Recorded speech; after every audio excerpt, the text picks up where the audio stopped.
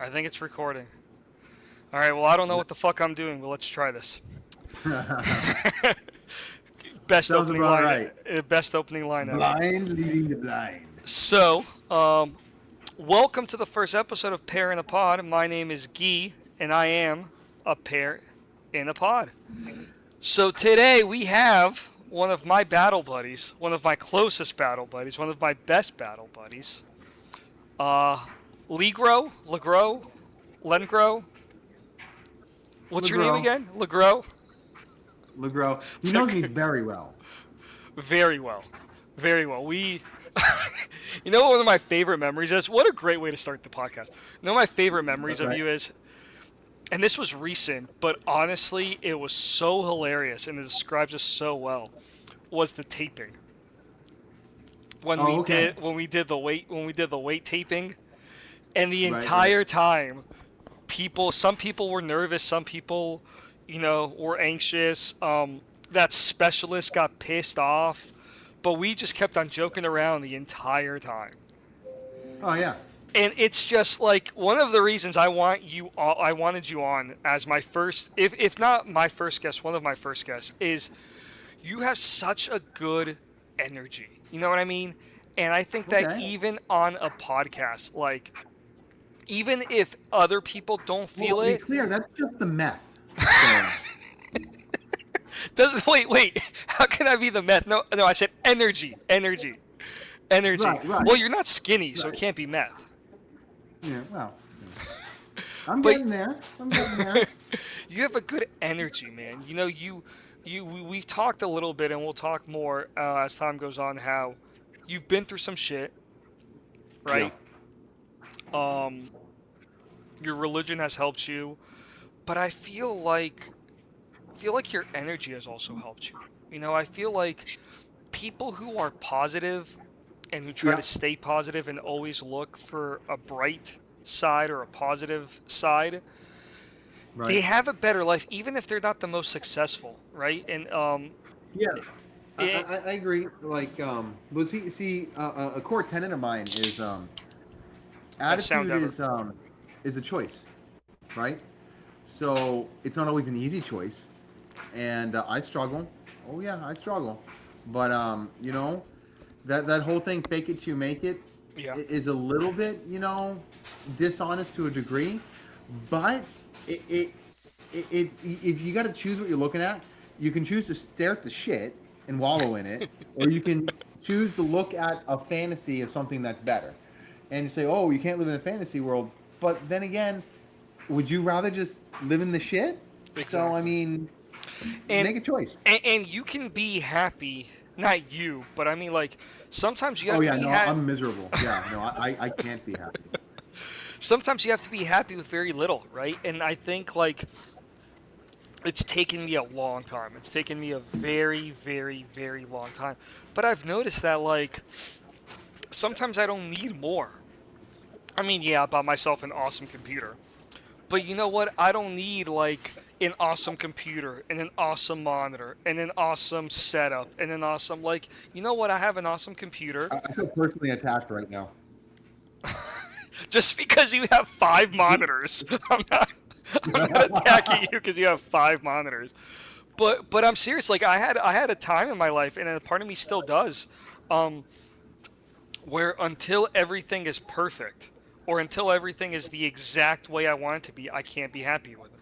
Right? So if I have a great meal, but it's not in the right place, I'm not happy. If I'm in a great place, but I don't like the food that much, I'm not happy.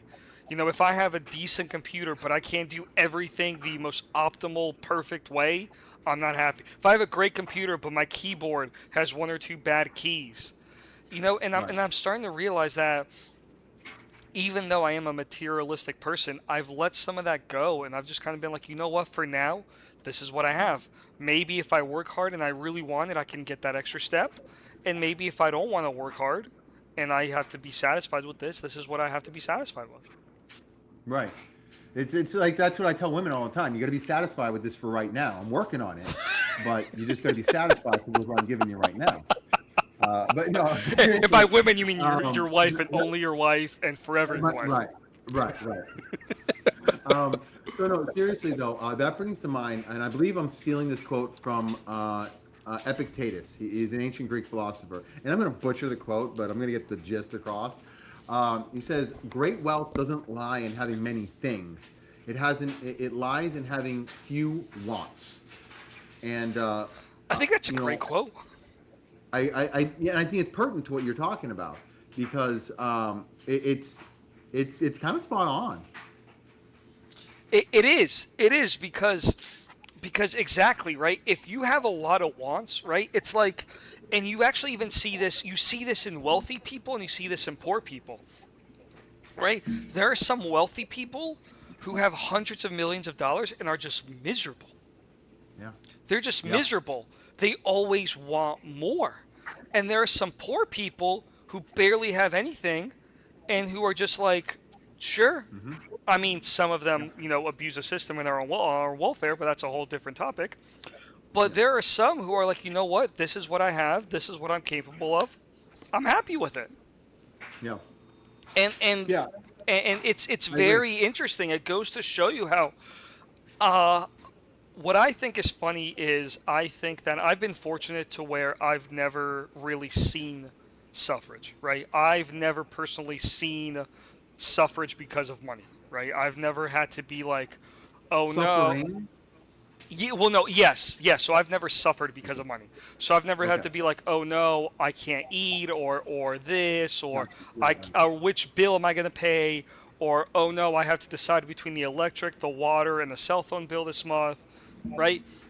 I've been there. Yeah, I've had to beg at churches for like food and to get my electric bill paid, and I've been homeless a couple times. I've been low and I've been high too. Like I've had positions where you know just like more money than I knew what to do with. hmm I'm somewhere in between now. I'm doing all right, you know, but you know, and the throughput is really it is what you make of it. I will say there's diminishing returns, right? So there's a certain point where it is. I don't fully agree with the assertion that money doesn't buy happiness. Okay, it's right and wrong, right? So if you can't afford food, if you can't afford shelter, if you can't afford basic needs, right, you're by default going to be unhappy to a degree, and it's going to take an insurmountable amount of will to kind of crest that hill. yes, But there's a certain point where you get enough, and that's all taken care of. And then you have the toys you want too. It's a different level for each person, but and they've done studies on this too, right? And there's a certain level where when you get there, no additional amount of wealth increases your happiness. So it's like yeah, you have like your certain level where you'll get to where that's your baseline level of satiation with your life, right? hmm And it's up to you to decide where you're going to go from there. And it's the people that tend to be happier when they're there. They're also happier when they're down here, right? But as it rises, if you're it kind of not goes. as happy, if you're not happy on the high, you're going to be even more miserable on the low. Yeah, exactly. But Yeah. what I was going to say is this, and you actually completely contradicted and kind of disproved what I was wanting to say. But what I want Well, to the say is, exception proves the rule, right? well, what I want to say is, I think money can make you happy, but money definitely does is it makes your life easier. It negates certain parts of unhappiness, I can but agree it to doesn't that. make you happy. I I can think that's agree probably to the better way that. to put it. I can agree to Yeah. that because yeah, but definitely it makes it easier, right? Like for Yeah. Oh yeah. example, if you have a bunch of money and you forget to pay the light bill, you can call the company. They're like, "Oh, it's going to be a $200 fee." Okay, whatever. Just turn my light bill back on. You know. Right. Whereas if you don't have the money and you do forget to pay the light bill, now you have to You're pay the done. light bill plus the additional fee.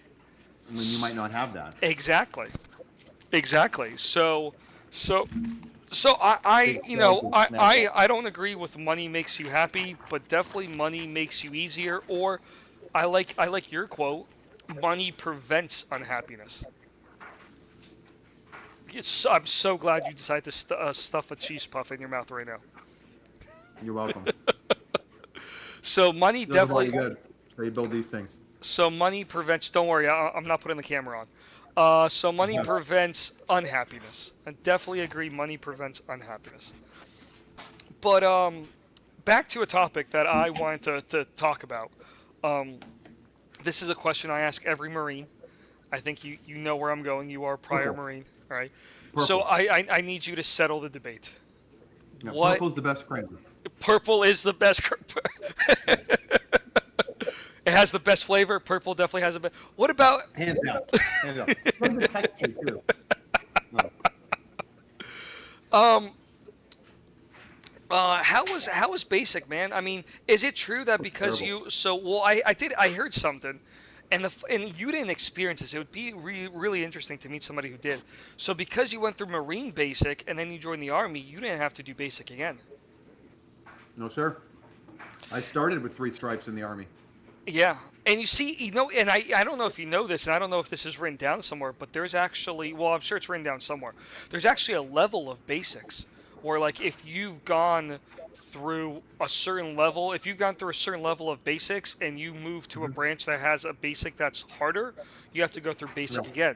Whereas if you've gone Yeah. through the hardest basic, which I believe is considered Marine training, I don't think any Marine Yep. basic, I don't think As any far as basic, basic trainings go, yes, it's the Marine yeah, Corps. I, There's I definitely higher tier than exactly, that, yeah. but the basic ones, Yeah, I 100%. Yeah. think there's. Well, what I'm trying to say is I don't think there's any basic training that's on level with the Marines.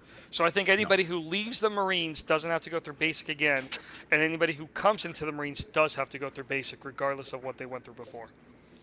Yep. So it's really interesting to figure out which one's the lowest. Like, I wonder if it's like Air Force. Air Force. Well, does Coast Guard have a And it's not even basic? joking, Does right? Like Does I Coast Guard have a remember. basic, or does Coast Guard go through Oh yeah, Navy? and it's actually a lot more intense than people think it is. Really? Um, I would say, as far as because I did a little bit of research into this, of course, I switched branches and everything. So as far as I understand it, Air Force, you have to do any of the other ones over again. Okay, yeah. Let's talk Uh, about that. Okay, so Air Force, you have to do all of them. right. If you switch branches. Yes. Navy and Coast Guard, I think they're on par. So the difference is from okay. So I've talked to other people who've gone to other things. So Army Basic, I've heard anecdotally from people who have done both that physically it's as challenging as Marine Corps boot camp. Mentally, Marine Corps boot camp is Oh, so much harder. next tier. Oh, That- absolutely. Especially ever since they Um, stopped the where they can't touch you or push you or anything like that. shark attack. Yeah, yeah. Yeah. And Navy boot camp, that's where the Marine Corps gets some of that intensity. Navy boot camp's super intense. I don't think it's quite as intense as Marine Corps, but they're in between Army and Air Force as far as the fitness and the physical difficulty of it. But the psychology, Well, yeah, you can say the the psychological mind part of game it. Yeah, yeah, the everything. psychological. Well, I Right, heard right. what I heard is I met somebody who went through Navy boot camp and then they went through Army boot camp, and they said the hard part about the Navy boot camp, he said the only thing that was a struggle was the last physical test, where you have to like swim. I think you have to swim. You have to do a water and a land physical test within like the same day. But he said, besides that, nothing was physically challenging. Everything was like, it's like they were conditioning you to do it. Whereas in the Army, they're basically trying to break you every single time. Like every run, they're trying to go further. Every hike, they're trying to go further. Whereas with the Navy, they were building up to it. In the Army, they were going further and further every time. So that way, when they did the test, your body was used to more than. And I kind of understand. Like in a way, it's kind of super smart, right? You take Oh yeah. somebody further. That way, when you do the test is a lot easier because their body's used to a lot more. I like to train. I like to train, harder than the test is going to be. But I'm also a psychopath and I'm addicted to working out. But I mean, you are a psychopath. oh yeah, yeah. But the the thing is too that I think with the physical part of it, with the Marine Corps, from my perspective, I think they started off at a level that is designed like in the beginning they try and smash you, right, mentally and physically. Then they build you up physically a little bit, right, so you can do more from there. But they keep Okay. the mental intensity like at 11 the entire time. Like I remember this one time, right? We had like an outbreak of strep throat, and I'm standing there. I know I have a temperature of like 104 because it was like tested later, Ooh, were you guys all sucking right? each other's dicks or something? Well, no, that was afterwards. That was when we were, you can't get a sore throat. Come on, man. Right? But so you got to like go. Another thing, part of the mental thing, is you can't refer to yourself in the first. You got to refer to yourself in the third person, as if you're a thing. Right? No way. That's real. Oh I've yeah. seen that in movies. I didn't think they actually Oh did yeah. that. Oh yeah, 100%. And they refer to you, at least they did when I went through it, as thing or bitch, just like really denigrating, right? To put you in your place. So anyways, this one time I go up and I'm like, I've got to go to sick call. So I went up there and you gotta, when you go to the drill instructor hatch, there's a little hand, you gotta smack it 3 times, and you a certain way you gotta call it out. It's like I forget exactly. It's like because you got to there's a certain way to refer to the drill instructor and a certain way you got to refer to yourself. So I think I was trying to ask for the senior, so I was like senior drill instructor Sergeant Smith. I think my Smith was my heavy. I don't remember. Demeteris, something like that. Anyways, senior drill instructor Sergeant Demeteris. This is recruit Legros. Requesting permission to go to sick call. I did it like 3-4 times, and then they ignored me. And then the crazy, we had three hats, right? You get the heavy, you've got your senior, which is like the guy in charge. You got your heavy, which does a lot more of the like drilling and stuff like that. And you get your crazy, your third hat, and their job is literally just be a psychopath. So hold right? on. So Hold on. Let's go over everything because they're saying a lot. And even me in the military, being in the army, this is very interesting and new to me. So what you're saying is, so in a way, you have 3 instructors. You have one who's like the leader, right? In a way, he's the lead instructor. And he usually doesn't smoke you. Okay. So he's more administrative and Right. kind of And like watching the other building you instructors, up, and he's like building he you. does a lot more of the actual marching. Okay. Well then you said you said you have another one that was drill and ceremony. No, okay. Oh, marching from place to place. Marching from place to place. Right. So that's like they do a lot of that. But Okay, the heavy got it. does a lot like of the drilling, as in like actual drills of stuff. Exactly. This is how you take apart your weapon. This is Okay. drilling So that knowledge. person's more technical. So basically, you have one person who's more, and this is really interesting. This is a great concept, right? I mean, of course, the Marines fuck it up and word. do. Yeah. Of course, the Marines do it in a crazy way, but you basically And have I believe it's one. I believe who's- it's kind of modeled after Spartan training to a degree as well. Okay. So you have one who's more administrative, who's the leader. You have one who's more technical, right? And then you have one who's, in a way, physical, right? And psychological. Yeah, He's just trying to fucks it up. break you Oh, he hit me down many and times. yeah, okay. All right. So the crazy, quote unquote, the crazy, right? We would call him the crazy hat. Yeah. Okay, so he comes in. Drill instructor Sergeant Psycho. Okay, so then what happens? So you see him or you saw it? No, yeah, or- anyway. So the crazy comes out, right? And he just like destroys me, right? Their big thing, at least back when they would smoke us, it would be a combination of jumping jacks, which they called side straddle hops. Yes. And there's a whole other language, right? And they don't Yes, fucking yeah, explain it. There's not written yeah, of down course. fucking anywhere. And you gotta figure, I'm like, what the fuck did you just tell me Yeah, to do? If yeah, you don't yeah. fucking snap, it's like you're done, right? Yeah, in the military, act yeah, like you're an idiot. once- Like, what the fuck is a side straddle hop? What are you talking about? Yeah, once you join Right? the military, that's something I do want to talk about. But once you join the military, 90% of the words you used to say in your civilian life don't exist anymore.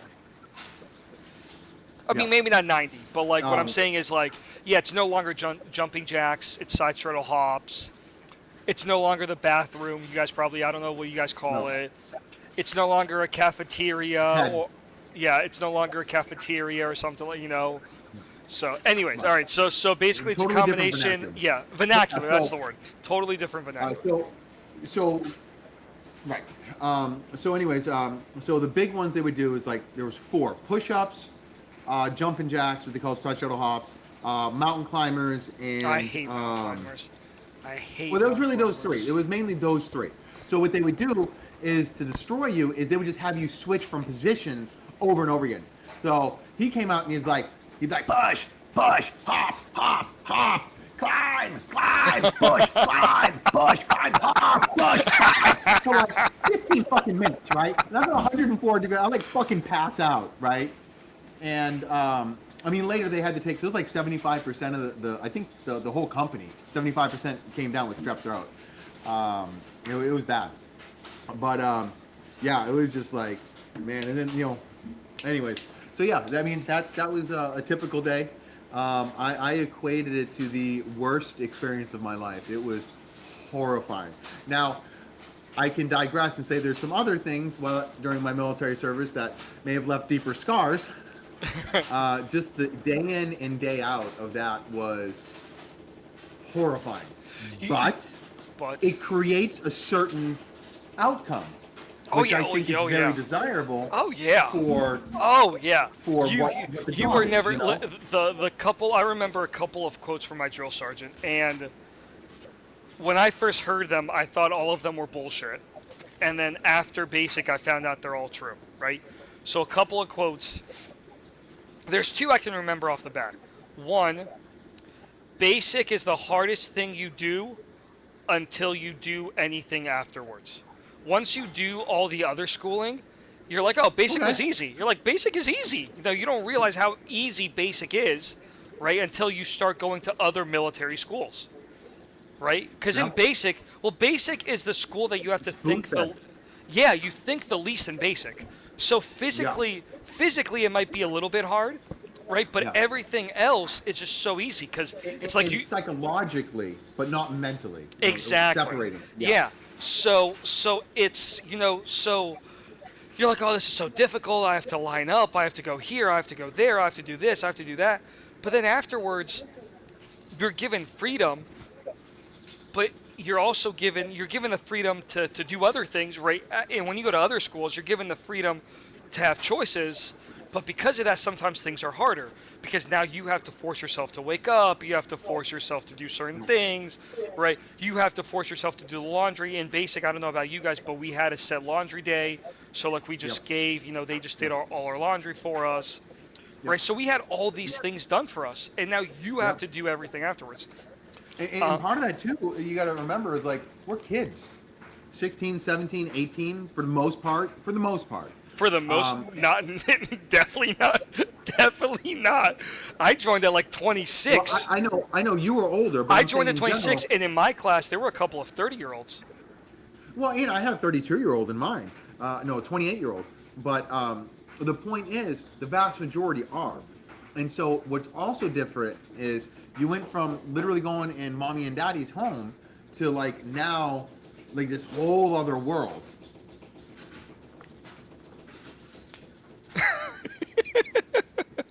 I saw that. Dinner's ready. He was letting me know that dinner's ready.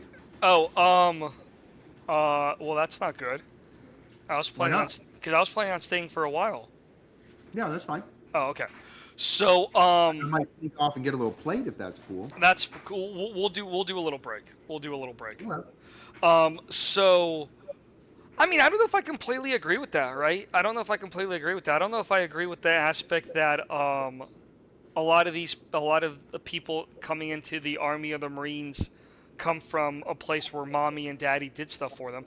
I think the biggest thing. Well, let me get to my other quote. It's your first thing is coming in an adult. I know it was that part of it. I don't know if. Hold on, we'll talk about that. But the other quote I have is, my drill sergeant said this, is, the person you are after basic can kick the person's ass that you were before basic. The person you are after basic, and it's so true because you learn so many things, right? Even if you do the bare minimum, you learn how to become a better shooter. You learn how to become a little bit of a better fighter because you learn combatives and you learn some other stuff, right? You learn some administrative stuff. You learn some history. Like, I think I love that. Yeah, I'm a big history buff. But so I'm kind of the exception to the rule on that one too because I went into boot camp a secondary black belt. Yeah, so, but you learn stuff in boot camp and Yeah, basic that you I didn't know became before. stronger. I definitely became You stronger. become I lost Yeah. so much weight. I lost Oh yeah, I was so much 139 weight. pounds. Actually, you know what? I'm gonna take it back. I could have kicked my ass before boot camp than when I first came out. When I gained the weight back from the starvation, then maybe Well, because that's I was different. so That's skinny. different. But Yeah, I mean, like the person you were after basic, you could definitely kick the person's ass that you were before basic. right. You have a different mindset. Like you have Yes. kind of that killer mindset. You can go to that place. But Yes, yes. mm, So yeah, going back, so I don't think it's like the first thing you were talking about though. I think the hardest part that I noticed that a lot of people struggled with was the yelling, all that stuff. Because we were in when they did shark attacks. Now, I don't know if they do them. I don't know if they decrease them. I've heard several stories. I've read several articles. But I feel like that was the hardest part, right? Like I cried a couple of times in basic, and I didn't cry because it was difficult. I actually cried because I thought I was failing. And I was like, oh shit, yeah, I'm failing basic. Because I didn't know where my blue book was. Did you guys have a blue book? that's probably equivalent to our big green monster. Is Maybe. that like your knowledge book? You got to go through Yes, and like yes, knowledge it. Yeah. yes. So I couldn't find my blue book. I failed my first shooting, my first rifle exam or whatever, right? So I was failing some stuff, and I felt like I was failing basic, and I think that like I think there's a couple of people that struggle with basic because it's like, it's not that they have to do things themselves. It's that they have to listen, they have to be told by other. I had a bunch of people on my basic who were homeless, who were taking care of themselves for years. You Some of tell me them about had to that. yeah, some of them had to take care of their siblings, right? So I don't think the struggle was like taking care of yourself. It was having to listen to another person yell at you. What is it? Demoralize you. Did anybody throw your bunk? Did you guys get your bunks thrown? Oh yeah, like the first day, right? We're standing on the line for like the first time, right? And drill instructor Sergeant Psycho is going around behind, literally just going like flipping shit and everything. And then he like goes to our foot lockers, right? And he's stamping down and just like literally just like that, right?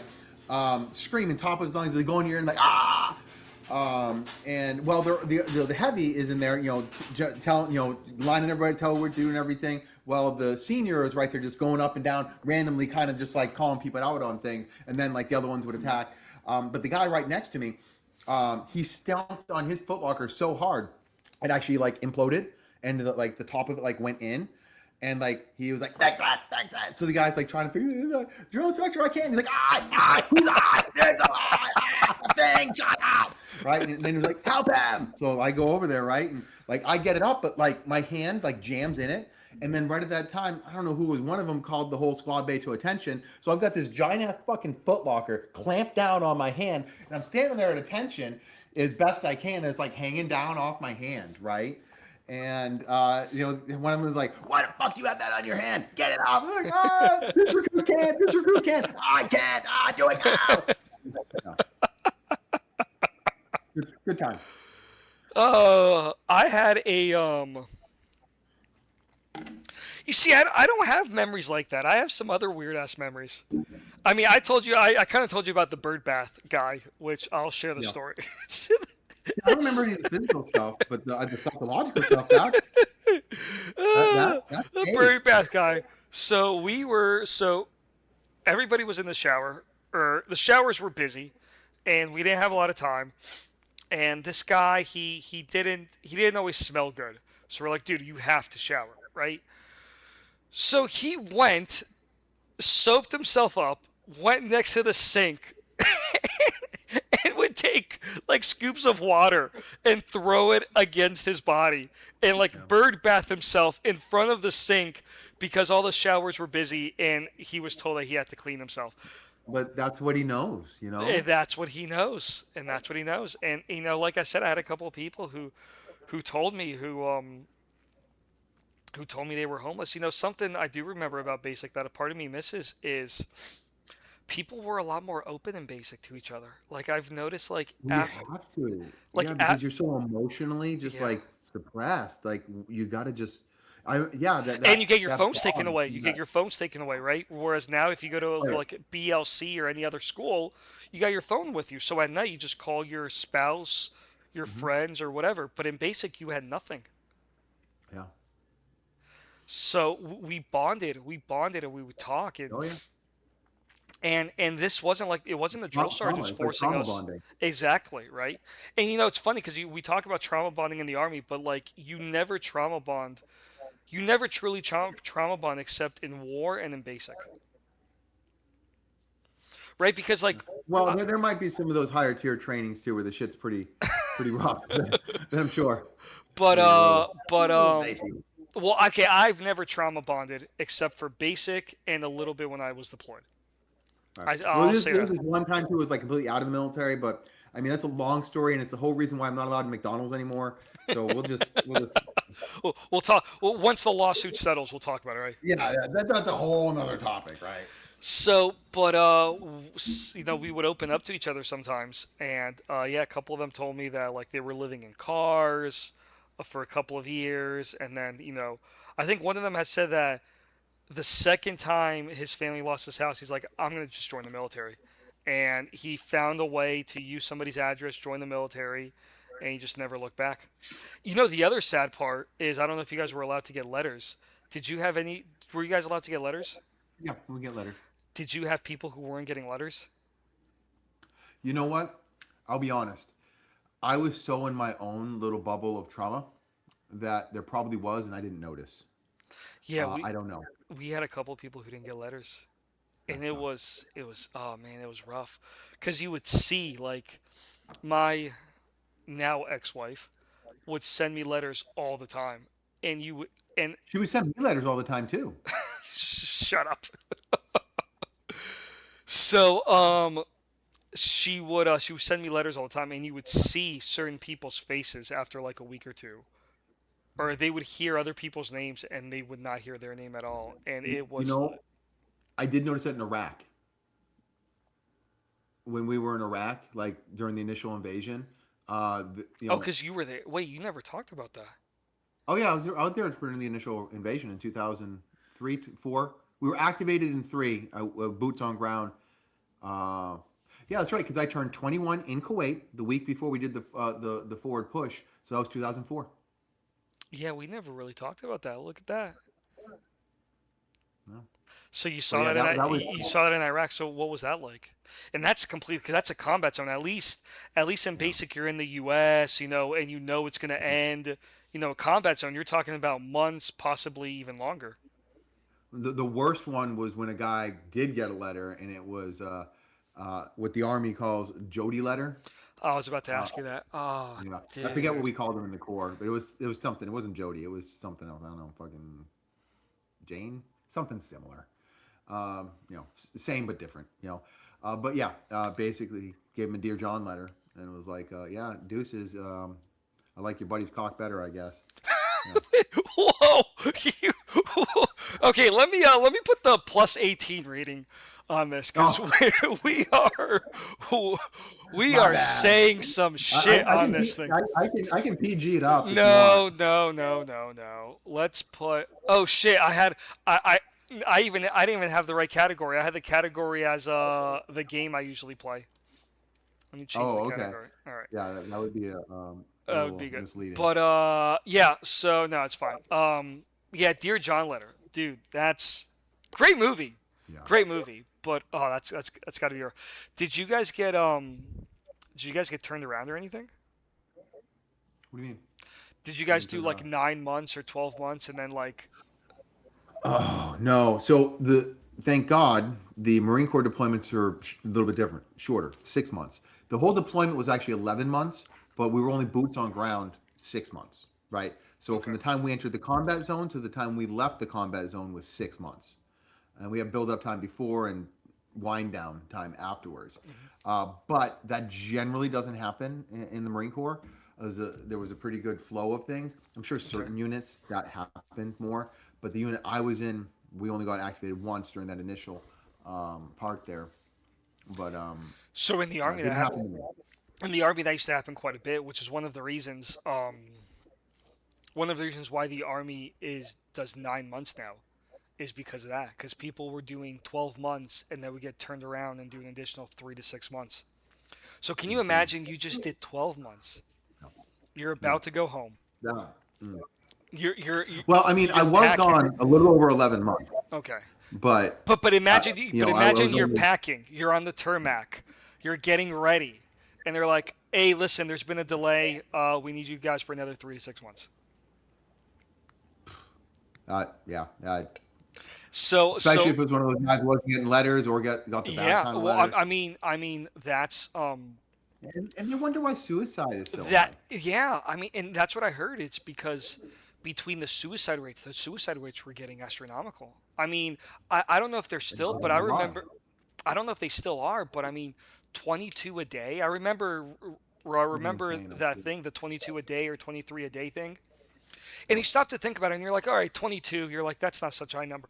But when you think about 22 a day, that's over 100 in Yeah. a week.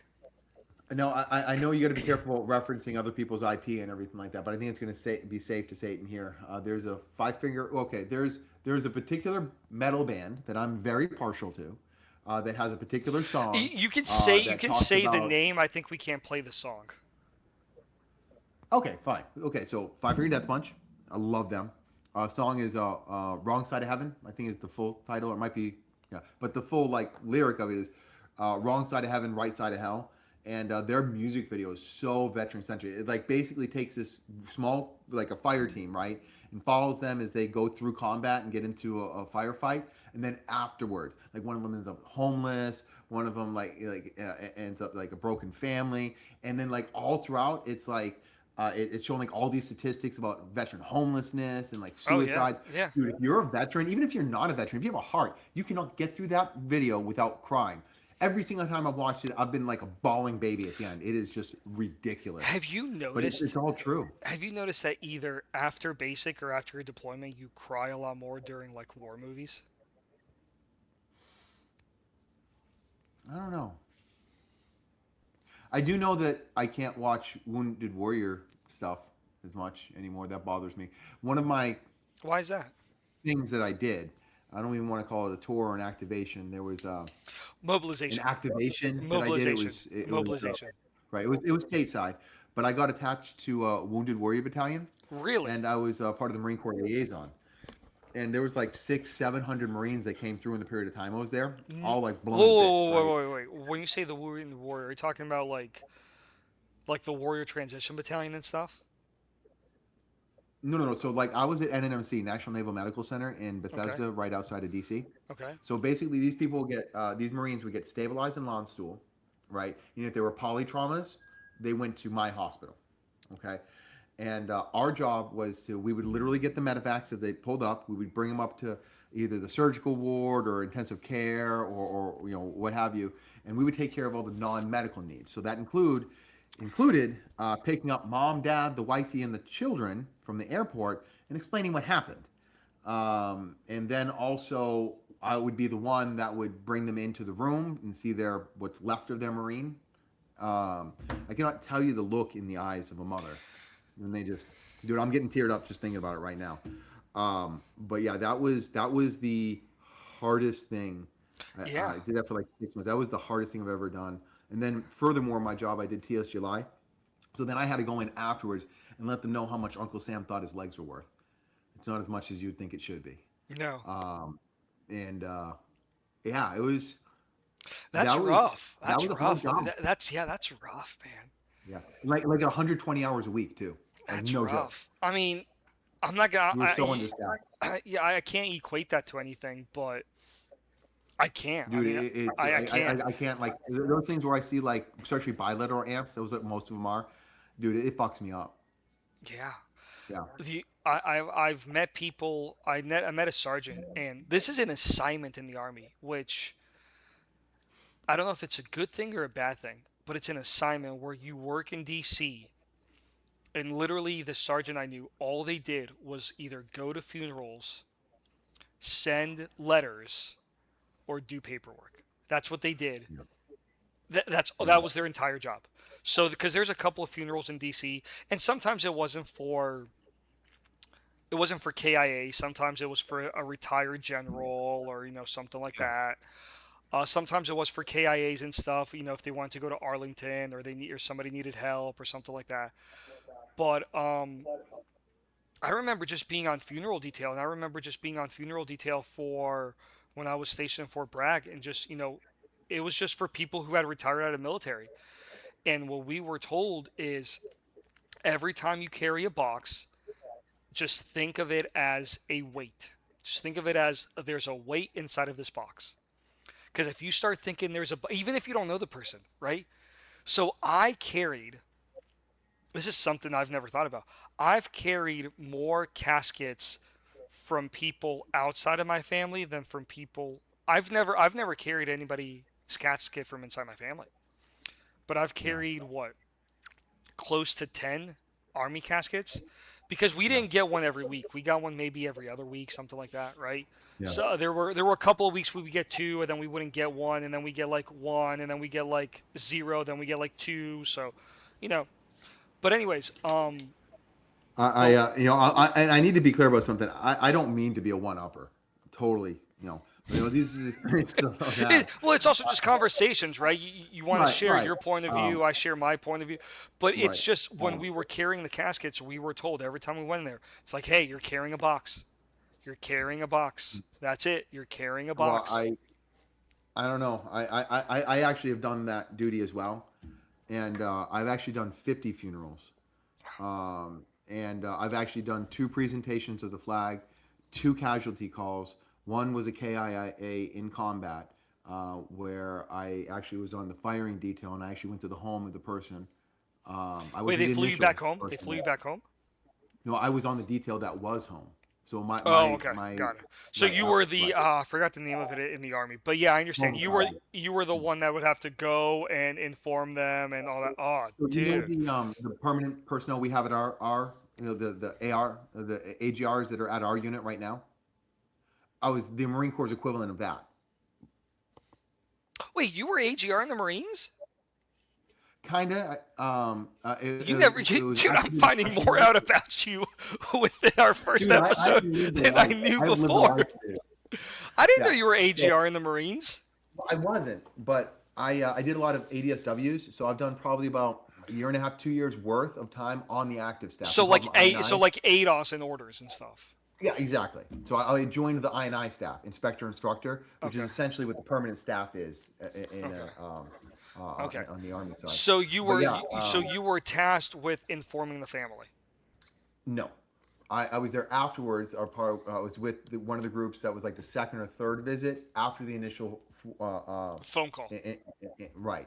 And there was another one that I did that was I think it was a combat zone, or it might have been died in Pronoun Palms, but it was an active duty death, and it was the AAV, I think, or it was the tank or whatever they were riding, and he was the gunner, and it rolled over and crushed him. The tank rolled over. Yeah, so I think it was an APC.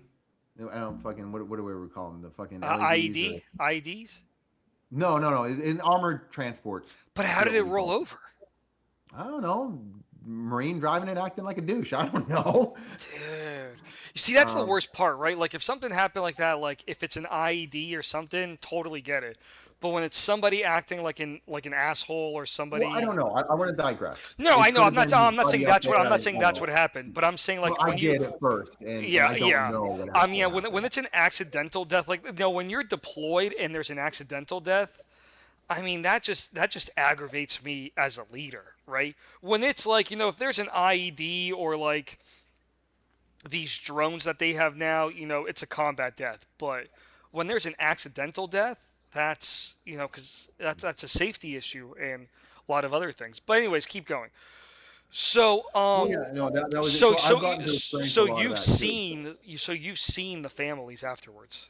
Oh yeah, yeah. And the other thing too is my reserve unit was relatively close.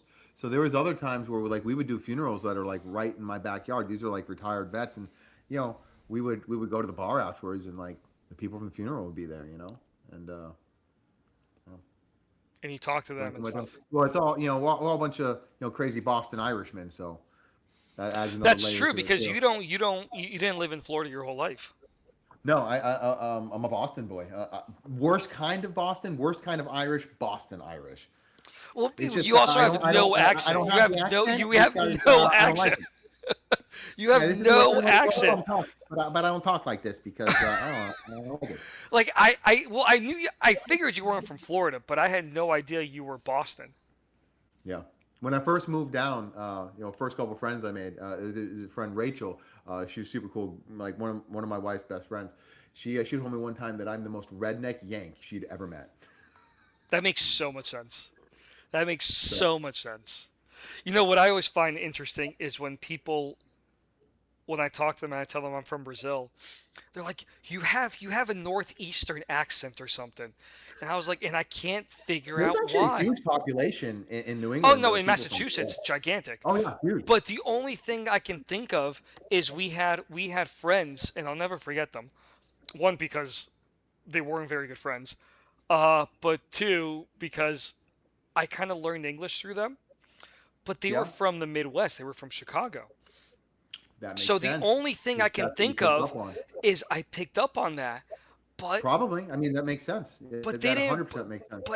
I don't. But I don't want because they didn't. I don't use Chicago vernacular, right? Like I don't say pop. Right, I don't say some of these other things.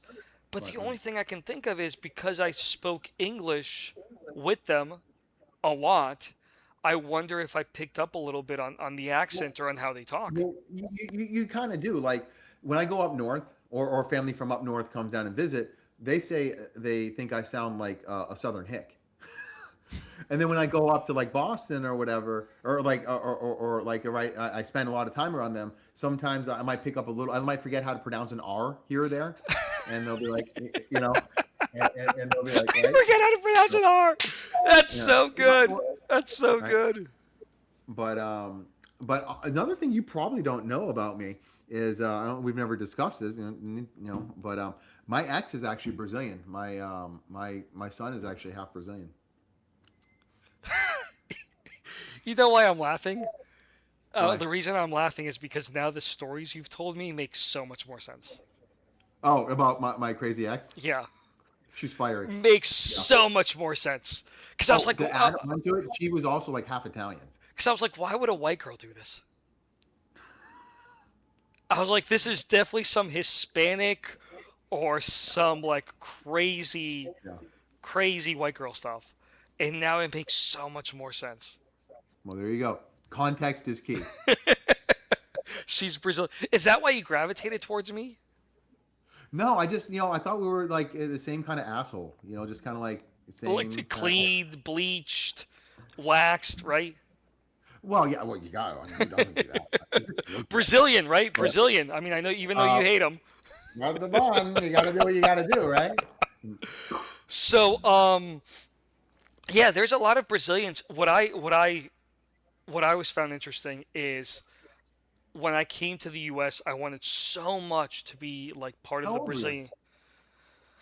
Okay, well, this is gonna be a good conversation. So, if memory serves me right, and if my mom ever listens to this, she can correct me. Which I doubt she will. Um, I believe I left Brazil at about 3.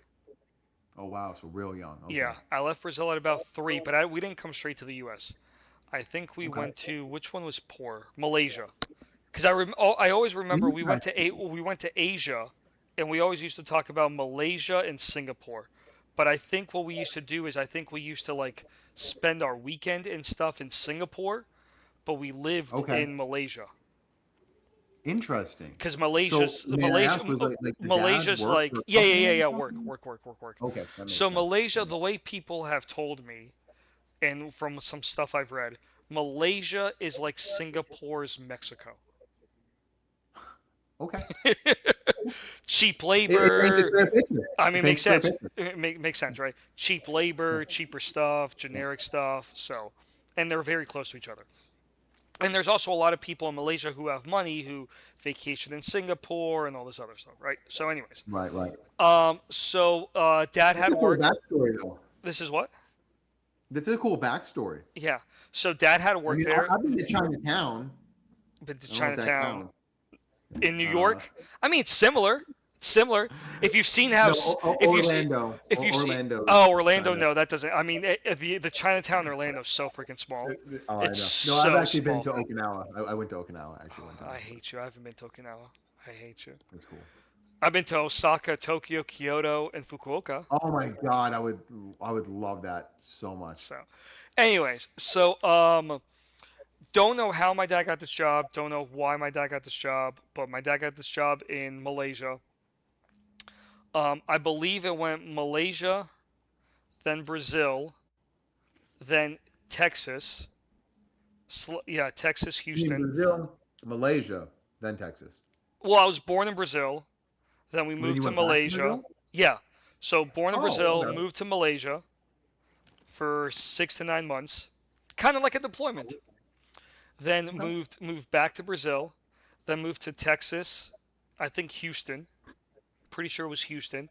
That was like a family friend. Had a company there. Invited my dad to work with him.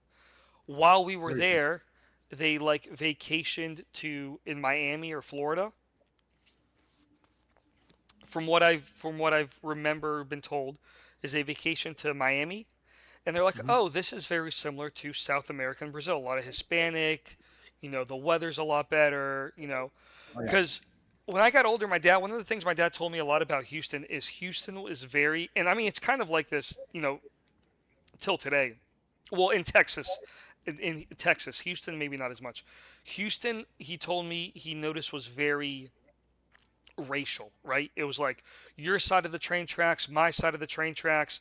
Don't go to this part of town, because this is also early 90s, right? So, I mean, things Hmm. were a lot different, right? It was very much this is, I'm not going to say what, Um, what it was, but like I was told, like, this is the Hispanic side, this is the black side, this is the white side, right? So it was so very, when we were in Cavazos for White Cell, right? Um, obviously most of our units Spanish, right? So we would go out to all these different places and we would try the different restaurants, right? And I'm oblivious because I'm just, to that stuff because I don't pay attention to that shit because you know me, I don't give a shit what color your skin is, right? But like there was one place we went in and we kind of like left real quick and I'm like, oh, why, what's going on? And they're like, oh yeah, no, they were eyeing us. I'm like, really? Like, yeah, we were in the wrong place. I'm like, seriously? And maybe they thought I would, because I can, especially when I tan, I tend to look a lot more Spanish than people think, than I am, because I'm like as white as you possibly can be. Um, I mean, Boston Irish. I mean, yeah. yeah. But yeah, so I can kind of It's understand what interesting you're because saying because in military towns that doesn't happen as much because it's military. It's a military town, right? But yeah, so yeah, I yeah. was I was told that in Texas it was very much like that, and then I was told, oh, Florida is not going to be like that. Well, what people don't know is Florida is also very much like that in Florida. At least when I was growing up. So so yeah, my dad's like, oh, this is close to Brazil. So then they went back to Brazil, sold pretty much everything they had, came with an amount of money in, went to the U.S. with an amount of money in their pocket, which legally which was more than the legal limit, but he was Really, leaving. I didn't know there was a limit. He didn't. You Well, would think you would want people to come with money. you can't travel with more than $10,000. Why? You honestly didn't know It, that? no, You I honestly can't. did not know that? I mean, especially for a lot of people, that's not that much money. You cannot travel with more than $10,000 in cash. Wow. Yeah, Okay. Noted. yeah. I mean, you honestly. Well, I mean, I'm sure you haven't traveled outside. I don't know if you haven't traveled outside of the country, but there's even a question that says, "Do you have Does more than ten? Tijuana count? Do you have more than $10,000 in cash on you?" Like that's literally a customs question. Really? So I mean, well, it depends on whether or not I've been to the strip club or not. So that depends But on but how it's but it's much yeah. I So have on me. you're not supposed to travel with more than $10,000, Huh. and it's $10,000 equivalent, right? Like 10,000 Right. yen is not that much money. 10,000 rupees is not that much money, right? So it's like $10,000 equivalent in that currency, right? Right. Right. And the idea behind that is that's kind of like trafficking limits. Like also, I worked in the bank, and I, I, I, if anybody does anything with 10,000 or more, you're supposed to report it to the government, right? yeah.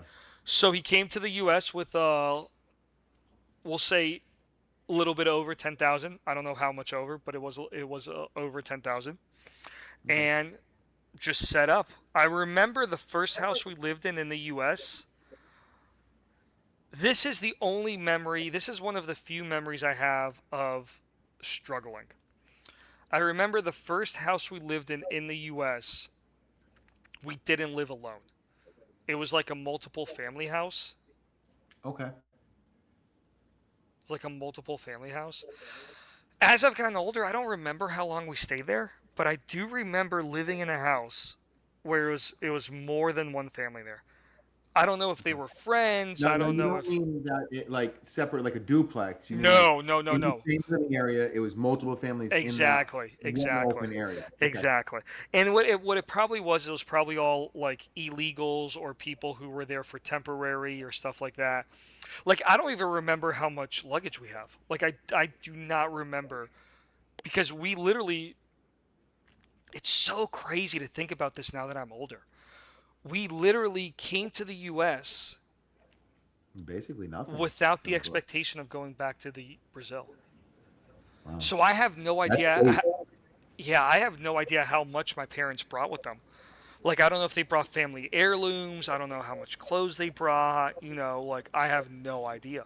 All I Yeah. remember is my first kind of like concrete memories was living in an apartment across the street from an elementary school. And that's where I Okay. went to elementary school, right? Okay. That's cool. Yeah, no, No, I that's a pretty cool backstory though. Like, you got some trials and tribulations there. You have something to build from. I see all my stuff happened like when I was an adult. Like I but have you, like you the see the most. trials and tribulations was my parents, right? It Yeah. was my parents. Like I don't remember ever having to be like, "Oh, today my plate has less food because we couldn't get groceries." Like I don't ever remember. That might have happened. It might have happened, it might not. I don't remember that. I don't remember ever being like, "Oh, this Christmas I'm only going to get one present instead of two because of that." Or I hear some people talk about, "Did you ever I hear this.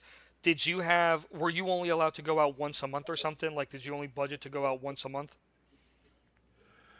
So so all my trials and tribulations happened in my adulthood, Yeah. right? So I grew up incredibly blessed. And my parents are still together. They were together all throughout the time I was younger and did quite well for themselves. My father made more in the '90s than I make now. Makes more now than I do. My wife with what I make, my wife makes, and what I make from the military. Wow, okay, so he So does well.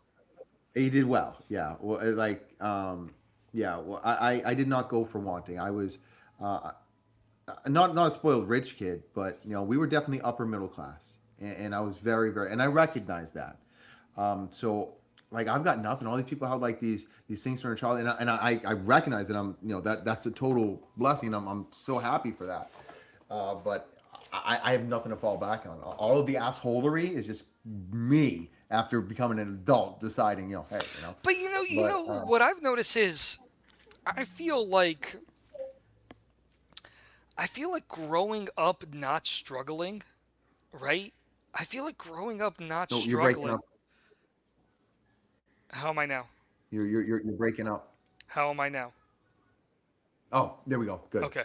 I feel like growing up Perfect. I feel like growing up not struggling is sometimes worse for you as a person than growing up struggling because when you grow up not struggling, you don't understand how to do things. Yeah. So you start becoming more dependent. And I And did then struggle with that. Like when I first went out in the world, like my disparity between like what I grew up on and what I had was just exactly. like I didn't know how to shop cheap. I didn't Exactly. understand Yes. I didn't, Yes. I I Yes. was like I'm like I didn't know how to do all that shit. My parents like deuced, right? Because I was older. I was a second marriage for both of them. So my parents were waiting for me to graduate high school to retire. New people were in the home I grew up in my entire life. Like that first Friday I was in boot camp. So Really? Oh, your like parents it was it. sold I it. was Your done. parents sold Hot it and potato. they left. Oh yeah. Right. They moved to Florida.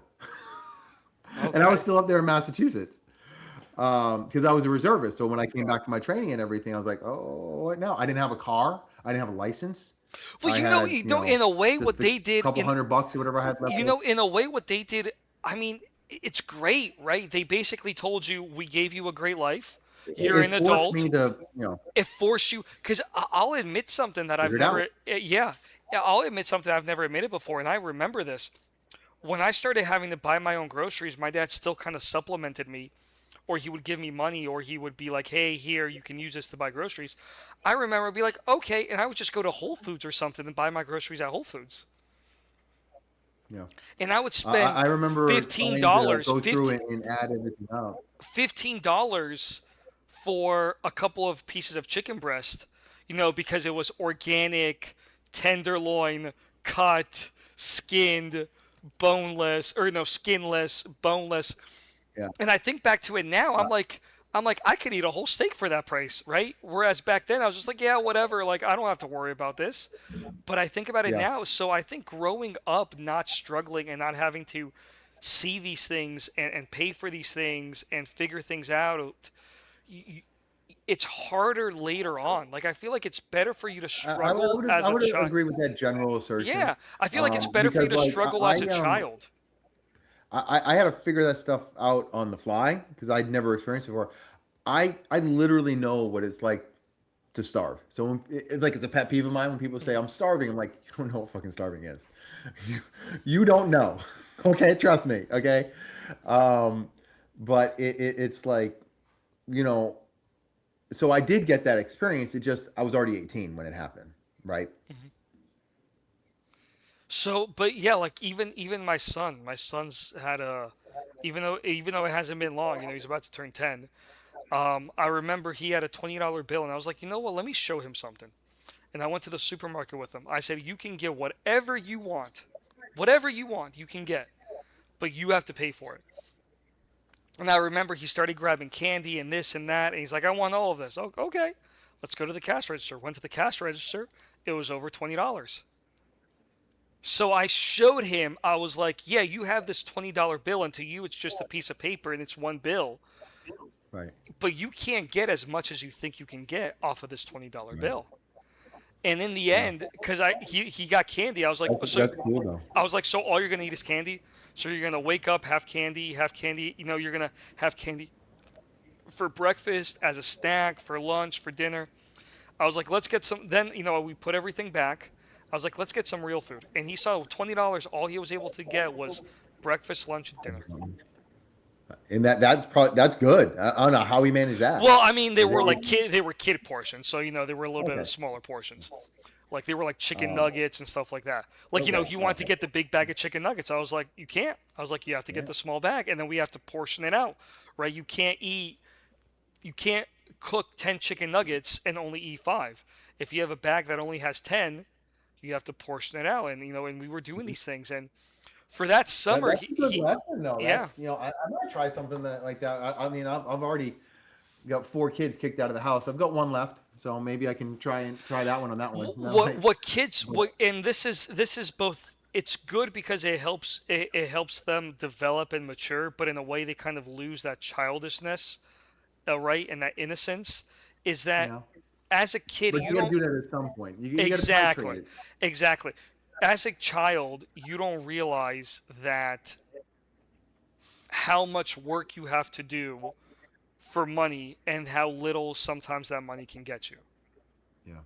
right? I remember one of the things when I was going through my real struggle period, and there's a whole trauma associated with this. This is a whole nother episode. Like I was basically in a cult. It was dude, the whole. Anyways, I could totally see um, you joining a cult. I could totally, look, bro. I can totally see you joining a cult. right. But I'd be like one of the talkers, right? I'd be one of the ones, right? I'd be one of the recruiters. At You'd be least like, I'd have some type you'd of be like, you'd be connection, like, I made such a good group of friends. There's these great guys, and we get along, and we talk, and yeah, they ask me for donations and stuff, and I give it to them. right? Right. But And we have to blood that once a week, yeah, it's like, and we're really close. We're really good friends. right? But anyways, my big thing is after. So this is when I was teaching martial arts in the beginning, and I wasn't paid very well. and the master instructor was Yeah. basically a cult leader. I remember after our Wednesday meetings, and we would do the instructor training. I would the main dojo was right next door to there was like a sushi bar, and I would save up, and my big purchase for the week would be to get their lunch special for the General Tso chicken, and it was $5.25, and I couldn't always afford it. Well, I mean, I don't know if you know this, but martial arts instructors are like the highest paid. No, martial arts instructors are like so poorly paid. Well, it depends on the organization you're with. Like at the end, my salary was like 36, but that An was in like hour or 36,000? 2008, 36,000, and I was I supposed mean, to get that's commissions still on top of that. so low, man. Like, you know, But then it. again, it was also 2008, Okay. 2009. Because I actually, actually, So I actually worked out as a martial arts instructor for a little bit, and it was just like, it was yeah. just a whatever job. You can't, Well, you see, can't, because I was the chief instructor and I had like over 100 students. So unless you own. It's one of those things where it's not a pyramid scheme. I'm not gonna say it's a pyramid scheme. I did martial arts. I think well, martial that's arts what is he would parrot us fantastic. with. He'd be like, "You can get the school yourself," because there was three locations. I ran the second largest one. Exactly. I was the highest If ranking yeah, non-family member. if you But it was if a you whole. if you own the school, like that's where the money is. But just And teaching I and stuff, considered like opening up my own school, and I still play with the it's idea because still I no, love it's it. a mess. But Martial arts um, nowadays is a it, mess. it But you said you couldn't afford the lunch. yeah, the $5.25. Well, you know the closest thing I ever got to that, and this was more by choice. Um, because I did have to save money when I got out of the military. When I got out of active duty, I had to save money. I didn't have a job. I didn't know what I was going to do with my life. And what I would do is for all my Floridians is I would go to Pollo Tropical, and I didn't realize this, but Pollo Tropical would have a half chicken daily special. And there was a 2 hour time period where you could get a half chicken, rice, beans, and a piece of bread for like $5 or $6.99. And That's not that's bad. literally all I ate all day. Now it's like $10 because of inflation and everything else. Yeah, But yeah. and this was only in 2019. 2019. This was only in 2019, so this wasn't too long ago. But that's what I would do. I would go to Pollo Tropical. I would buy half a chicken with rice, beans, and a piece of bread, and that was basically. I mean, it was a half chicken, so it was a good amount of Yeah, a food. decent amount, I'm Yeah, sure. yeah. Yeah, But but that's what I still, that's all I ate all day was that and maybe like a cup of milk or something in the morning until I kind of figured out what I was going to do and then from there my life progressed forward. But I did that for a couple of weeks and it was to understand, I think the other thing that I think is bad to come from abundance. That's the word I was looking for before. I think yeah, the other side effect of coming from abundance is you don't appreciate things. You don't appreciate having a low amount of things, right? yeah, Like, and that's tough to do. Like, I might interject here. Like, I'm perfectly resonating with what you're saying too, because I look at the difference of how my oldest daughter is with stuff and my youngest daughter, and we struggled with Sadie and Kaylin and all of that. And now Lydia basically acts like a spoiled rich kid. I mean, we're not rich by any stretch of imagination, but we're doing but orders of magnitude better than we but I mean, I'm not did even talking before. about toys. I'm talking about the fact that going to the supermarket and buying buying 10 bananas at a time, or Yeah, buying three steaks, and then only eating one and putting the other two in the fridge and forgetting about it for a week and then having to throw it away, or buying loaves of bread and forgetting that you're about to mhm, go out of town and now the bread's just going to sit there, yeah, or putting stuff in a Tupperware and not touching it for weeks at a time. Coming from abundance, because like I said before, right? If you have a light bill and you forget to pay the light bill and you have a fee and you're like, I don't care, I just want my light on, right? You don't yeah. care about that. So, but when you have, okay, I have $100 for groceries, you're gonna spend that $100 and you're gonna appreciate and savor Yeah. and get as I much as you want to can say for that $100 as you can. I want to say my weekly budget. I'm gonna go. I might be off here, but from what I remember, my weekly budget for groceries back then was $20. Dude, that's crazy. Like for one person, that's understandable. But you guys were what, two to three? You guys were what, three to four No, people? no, this was when I was by myself, Oh, for but one still, person, yeah, I would say I am a little spoiled. I am a little I wouldn't call myself Uh, uh, you can call me a spoiled white girl if you want to, but I do love my kombucha.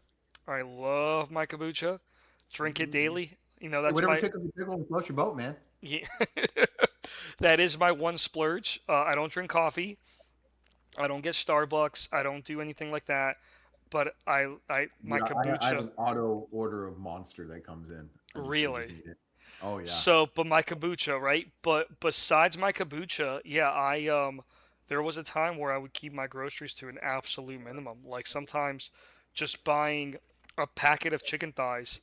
And have you ever had to eat the same thing for breakfast, lunch, and dinner because it was the cheapest thing and you could make the most of it? I mean, yes and no. Like when I was in my real struggling phase, I still I was really into fitness and everything. So I had things set up like I'd have like a certain cereal, like Meal prep. Cheerios You or like something meal like. prep? I didn't have enough money to do meal prep, but I had it planned out. Like I would get a bag of oranges. I would get like a Cheerios or a healthy cereal. I would get like Chewy bars, Okay. and then I would get like one thing that would be like for dinners, like maybe hot dogs or like the little frozen chicken Okay. uh, Strips. tenders, strips, right?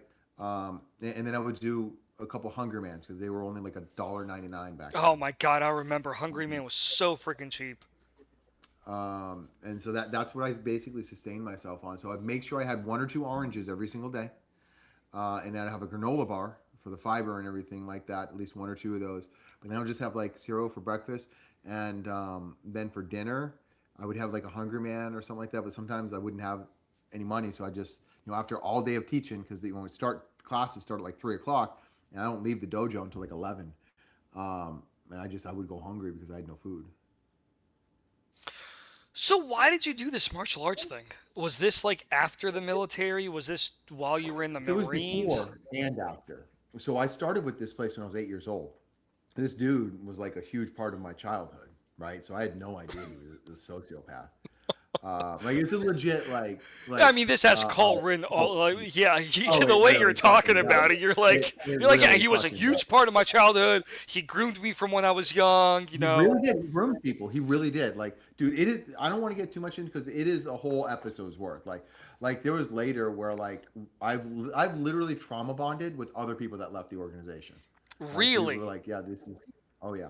Oh yeah. Because he's so psychologically manipulative. Everything that you did wrong, everything that was going wrong was your.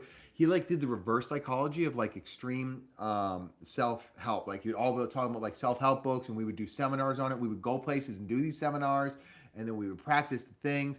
And then at the end, it was always like, so what can you do to improve? And he would like psychology, yes, and it's like you can give me the fucking resources I need to do the marketing so I can get the people in.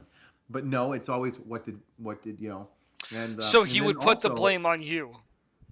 right, but in a really slick way where like you can do it and I'm going to help you. How are we going to do this? How are we going to help the state line location, which is what I wrote. So what he would do is his top guy. He always groom everybody, and then his top one he would destroy every single person that left that organization that got to the top tier, top level left either one of or a combination of homeless, bankrupt, and divorced. Why would he destroy them? Every single one, Why would he including his son. Why would he destroy them? He's like an emotional vampire. He would just suck But every ounce I of feel like I everything almost from feel you. like that's narcissism. Like he would. Do you Yeah, think it could be I mean, he narcissism? was a narcissist. And like the other thing too is he was a 7th degree black belt in like an insane shape. Right? There was a couple times where I pissed him off with a few things where I would say something or whatever, and then we put the gloves on. He'd knock my fucking ass out. Do you think he would ever he was ever afraid that somebody would like take over or something? So that's why he would, he would build I you don't all the know. way up. I mean, it kind of I makes don't sense in know. a way, right? He Could would have been. build you all the way up, right? No, he was a multi-millionaire. He owned the 7-story building that the dojo was in. Is Like this not Paul Walker? What's his name? God damn it, it's not Paul Walker. Paul Walker is an awesome person. No, it's not Paul Walker. What's the shampoo guy? The guy who you know No, what I'm talking about? he's well known in the local area, but nobody outside of Oh, Haverhill, you know who I'm talking about? Massachusetts. The guy who oh God, Like they made a big joke about it in the Don't Fear the Zohan. I don't know. Okay. Keep talking. I'm gonna look this guy's name because He's Paul something. yes, right? Paul something. This is great podcast content. Paul something martial Oh, he was a arts martial artist. owner. Maybe he did like suave hair or something. I don't know. Anyways, but no, no, not that. Yes, But yes, he did hair. You're absolutely right. I can't remember his name. Oh, it's not oh Paul no. Walker. Paul something. Paul Walker was the star of Fast and Furious and like a Yes, super, by all accounts, a super amazing person. yes, yes. Okay, so keep going. So yeah, I mean, I don't want to get too Paul much more Mitchell. into that. Paul Mitchell. Paul Mitchell. Okay. So no, Yeah, so this isn't Paul. This wait, isn't wait, Paul wait, wait. Mitchell. This isn't Paul No, but Mitchell. he was involved with the ATA structuring system, and I met him. Yes, Really? yeah, him and Merchant, Whoa, whoa, whoa, Dave whoa, whoa! Merchant. You were part of ATA? Yes, that was the business system we used. I know the entire ATA system front and back I've heard of ATA. Why do I know ATA? because it's a massive marketing scam. It's designed to play on your emotions to make you buy. That's why I'm such a good salesman. I could fucking sell a ketchup popsicle to a lady in white gloves because I learned the ATA system. Ketchup Yeah. popsicle. To a that's a good line. I mean, I've You like heard that one? I've heard selling ice to an Eskimo. Ice to an Eskimo, yeah. But this is like next level. It's like, Yeah. ice Eskimo, yeah, you're good, but let's get the popsicles involved. And we'll see where A you're at. ketchup popsicle to a lady in white gloves. That's a good one. But Yeah. yeah, so yeah, and I felt bad too because I knew I was manipulating people, but I had to. It was like what my job was. It was just that it destroyed me on the inside. Like, and that's where I left. I just couldn't take it anymore because I know I had such a positive impact on my students. I love my students, and that's what kept me going. And they loved me. Well, it's But always it's always the backdoor politics, right? I actually did martial arts. I actually also did martial arts, and I mean my story is nothing like yours. In a way, I was kind of the asshole in my story, but I really liked my students, but there was some back office issues, and I just didn't want to deal with them anymore. So I just literally just walked out. I literally one day just walked out, and yeah, sometimes I think about it because that was actually a good organization. There was just some things that I was just kind of pissing me off, and yeah, if you know anything about me, I can be very impulsive, and that was definitely one of my impulsive decisions. Um, but you're right. It's like when you have students and stuff, and you have people that look up to you. Because the other thing about a like they student, idolized me. Like yes. it Well, was the other it thing was about a crazy. And real that's student is they come to you about non. They come to you about things that don't have to do with what you're teaching. Also, one of my proudest moments was I don't know what. So we call them black belt extravaganzas. Every 6 months we do a big testing, and that's when we test all of our black belts and move them to the next level if they're ready for it, right? Um, so there was this one where, and we would focus on families. We would get the whole family involved, right? So there's this one where the dad was just getting his black belt. The son is usually the child that comes in first, and then you get the rest of them in. So the child was already one of my black belts, and he was on my demo team actually. And then his father was getting his black belt, and he took me aside right before we went out on stage and everything. He's like, "Sir, I just got to let you know you've saved and radically changed my life." And he gave me this whole story about how his marriage was about to end, about how he was like just a horrible attitude, and like he was like getting ready to get fired from work and everything, and he was just miserable. And I suggested a couple self-help books, and I did a couple counseling sessions with him and worked with him one-on-one on some stuff. And he said, now they called me Mr. Positive on the job site, and they promoted me to foreman. My relationship, my wife has never been better. And he said, it's all thanks to you, which it's not, it was him. But it was like one of those moments where it's like, I'm actually getting a little teary-eyed thinking about it right now. Mr. Langlois, that was one of my proudest moments. Because it's that real impact on people, and it was that stuff that kept me going, that's and, interesting. and not the That's psychological interesting. torment on the backside that we had to go through, and yeah, it's just so many like there's like this bond between at least there was with me and my students that was just like I was involved in their lives, like not in a weird creepy way, except for Uh, Yeah, but yeah. Do not continue that sentence. Do not right, right, continue right. that sentence. But no, like in a real like I don't know, it's hard to say like a real synergy and And they would come um to you yeah. about non-martial, like you said, they would come to you about Oh yeah, non-martial I've arts talked to issues. people out of like counsel people about like suicide. I've talked to people about their relationships, about their faith, about fitness. Obviously, fitness is a big one because that's kind of the big thing. But like, and just being comfortable with themselves. A lot of kids helping them with like getting their self confidence and everything like that. There's a couple times where some of the kids shared with me where like they had to do papers on like who their hero was, and they like picked There's me. no You way, know, really. yes, yes. Like another one where like they had to do something for like the Boy Scout troop, and they picked me as their personal hero as well, and just like I mean that stuff stays with you, especially Oh, at that time. absolutely. I was late teens, early 20s because I left there when I was 27, 28, Hmm. something like that. So I mean that's you know, and I kind of became like a minor celebrity too because we did do so much advertising and I was out there so much. I actually sometimes would avoid going out to the store if it was just going to be something small because there's no way I would get through the store without being stopped, no exaggeration, 10, 15 times by somebody who knew me and wanted to talk to me.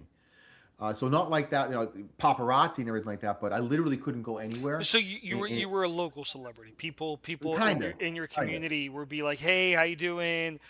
Or Yep. you get the usual, "Hey, can you get me a deal on this?" or anything like that, or "Hey, can I have a class?" People knew who I was. Yeah. They all, By I the was way, Deshi Legro, and that's my ATA title. Yeah, ATA yeah. is American Taekwondo Association, which is something that Oh, my for those who don't know, yes, I'm sorry, I didn't say ATA, it's American Taekwondo well, wait, Association. you're Actually, saying I the ATA is a pyramid scheme?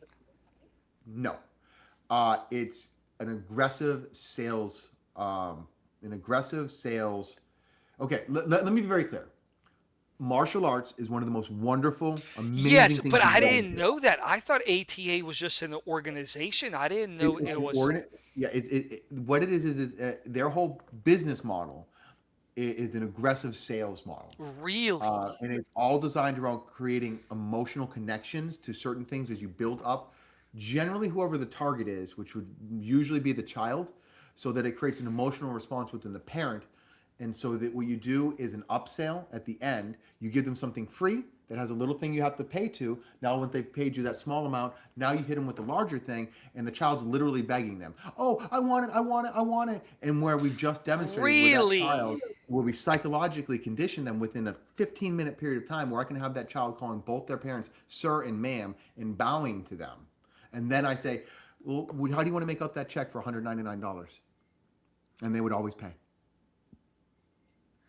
Really? I had no idea. I just thought it was a martial arts organization. And I felt so dirty, but I knew I wouldn't eat the very little amount of food I would get to eat if I didn't do it.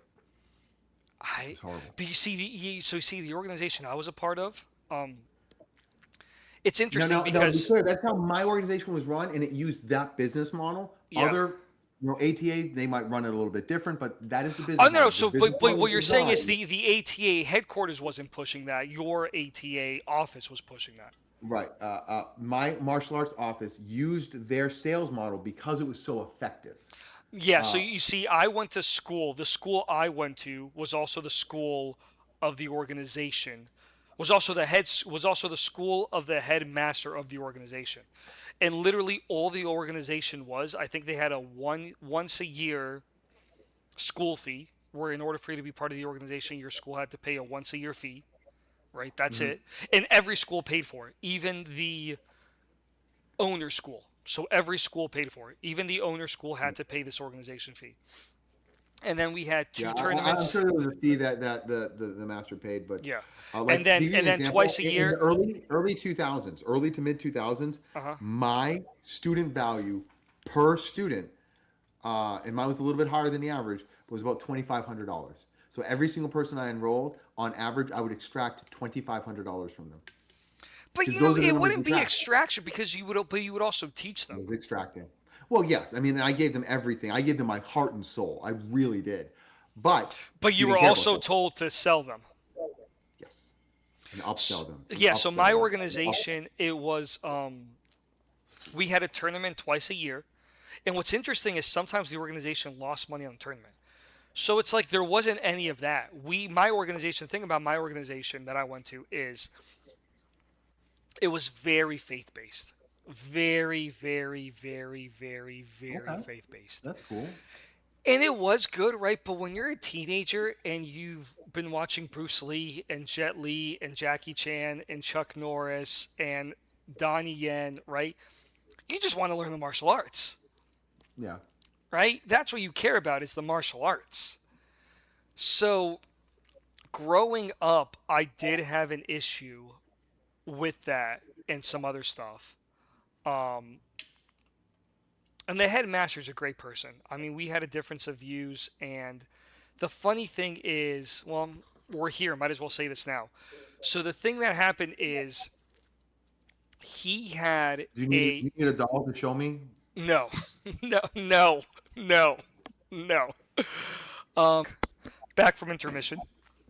Um, so the instructor had a one of the other masters, one of the other the head instructor, one of the other instructor's wife was teaching at a school for him, right? It was like it was like an aftercare Christian school, right? Well, She would get $20 a day, right, to go teach there, and I think it was like 1 or 2 hours, right? $20 for 1 to 2 hours, not bad. If you think you're eating with chopsticks, yeah. okay. So twenty Self dollars. culture, man. So $20 for 1 to 2 hours, not bad, right? So she left. I don't know why. I don't know if they moved or something, but she left, and he asked me if I was willing to do it. So I was like, yeah, sure, I'll do it. And at first, every day, every time I would, well, it was $20 a day, but you would only get paid at the end of the week. So at the end of the week, you would get $100. So I was like, all right, not bad, all right. But then I started doing it, and what I realized is the kids there Hmm. were like 5 or 6 years old, right? The first couple of classes, understandable. Kids are adjusting to you, they're not going to listen. But it's like every time I would teach them something, they would forget. Every time I would be like, hey, so you remember we did this yesterday? No. And I mean, I was in my teens. Like, I wasn't in my 20s, I was in my teens, so I also didn't have a lot of patience. And he's like, oh, well, you committed to this. You have to do this and this and that and this and that. And also the gas, it was completely out of my way. So I would get done with school and everything else, and I would have to go there, right? Um, and it got to a point to where it just wasn't fun anymore. Yeah. Like it Um, just wasn't I, fun. I get that. I wouldn't focus on the young. That would be in the age category that we refer to as little dragons. Those ones, I didn't focus much on techniques. They're not going to get it. Most of it was like doing mostly like drills and listening type things. It was But mostly what we would even do. then, they wouldn't get it because Oh, I I think this school was it was one of those like Christian schools where basically they took people from the community who either were kicked out of the other schools of like regular schools in the area, or their parents couldn't take them anywhere or something like that, Marine right? Corps preparation. Say again. Marine Corps preparation. So it was just like it was. I just didn't enjoy it. I just didn't enjoy it at all, and a little bit. You know what? I will say this, but I think the reason why he asked me now that I'm remembering. Actually, you know what? I wasn't in my teens. I wasn't. No, this was late high school. This was late high school. So late high school, he moved to a gym, and he asked me to teach in that gym. So I started teaching in the gym.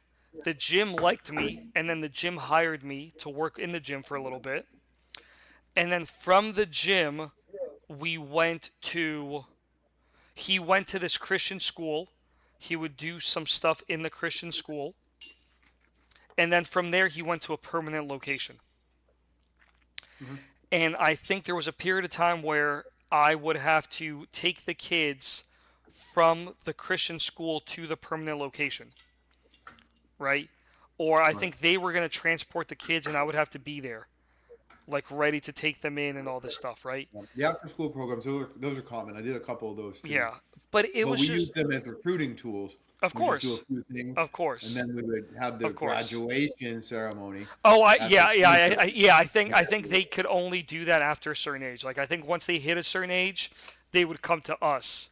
They could come to us as students, but before then, they had to go through the school. Yeah, we did as young as three. I Oh had wow! entire groups of 3-year-olds.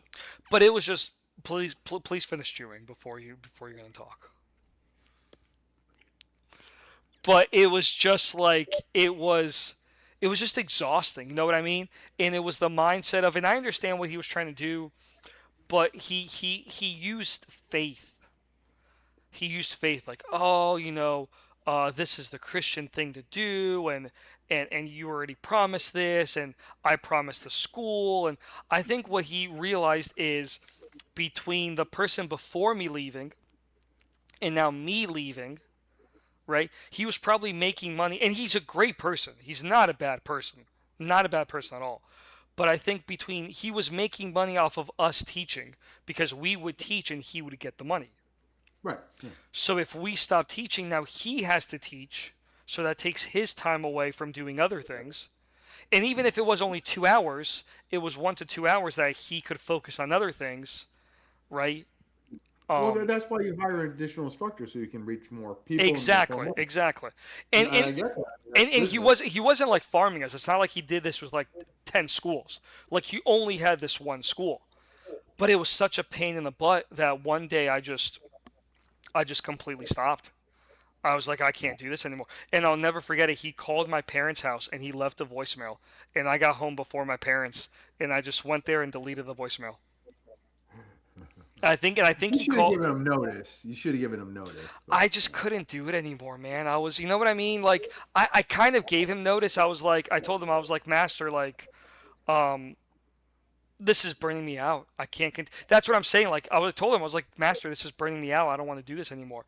And he came up with the, oh well, this is the Christian thing to do, and you already made a commitment to this, and I need you to stay on until I find somebody, and this and that. And I was just like, I was a kid. Like I didn't want to. I want to be able to go out and it oh yeah, wasn't. He wasn't paying me $200 a week. He wasn't paying me 1,000. It was barely $100 a week. yeah, yeah. You know what I mean? Um, At that point, like I just wanted to enjoy yeah, the it time I wasn't worth it. had. It wasn't worth Right. it. It wasn't worth it. It was, I get that. That's not really that worth you it. know what I mean? Like no, when I taught at the gym and I had the students and they would come to me and they were a little bit older, that I enjoyed, and heck, that I even did for free. But when I had It's a Yeah, cool but when relationship. I had to go to the school, I had to teach these kids. These kids didn't know me from Adam, right? What is it? Yeah, that's the saying, don't know you from Adam. Yeah, Like they didn't know who I was. They don't remember anything. Every week I was trying to teach them something and they would forget everything I taught them before. And it was just like the school administrator was like, "Oh, we're a Christian school. There's certain words you can't use and this and that." And it wasn't fun. It wasn't fun. And yeah, I was like, "Nah, I'm done." yeah, yeah. Sometimes I think about if I ever go back to my hometown, I kind of do want to visit his permanent location to see how he's doing. But that that it kind of soured. You know how sometimes you have a couple of bad experiences in an organization, Yeah, and it sours the whole organization. yeah. That I kind of soured I, it for me. I couldn't go back. It would be yeah, yeah, you, yeah. you can't even visit. No. Do you get PTSD if you see an ATA school as you drive by or something? Yeah, No. of course. Eating while recording a podcast. What a genius idea. What a You're welcome. genius idea. You know what? Next episode, just eat a crayon. Okay, I got some right here. I can do it right now. No. So do you get PTSD when you see an ATA school? No, but I did miss it so much when I moved to Florida because I was outside of the non-compete because he made us sign a non-compete. There's so many of the instructors just left and started their own schools. Almost every single school in like Massachusetts are spawned from him. But anyways, um, Well, wait, he made you sign a I non-compete, joined. but a non-compete can't be forever. A non-compete is only for a Right, it certain was period like of five time. years, but 5 years? yeah, yeah, Holy shit, bro! uh-huh, What an ass! yep, What an asshole! uh-huh. But anyways, it wouldn't matter because I was in Florida now. 'Cause that's Yeah, non-competing, right? Um, so I did join in Winter Haven, in a school that great used city, ATA, great city. and I went for like two, three times as a guest instructor, and they had me doing the same like monotonous things of going out that I just hated of recruiting, and I was like, no, I can't do It's this. all. I was like, But what nope, about the I teaching? can't. What I about the just teaching? I would love to, but it's just you know I yeah, and I'm not too old now. I mean, No, no. I mean I could What I get mean back. is like, why didn't they focus on the teaching instead of just the recruiting? Because they're always trying to get Because it's more about the people. money. Yeah, That's crazy, man. yeah. That is one thing I will tell you. This instructor of mine, he never did recruiting events. He would do demonstrations, and during the demonstrations he would talk about the school. He would try to do Right. demonstrations at churches and other stuff, and he would what's the word that Christians use when you not it's not really converting people, what's it called, evangelizing.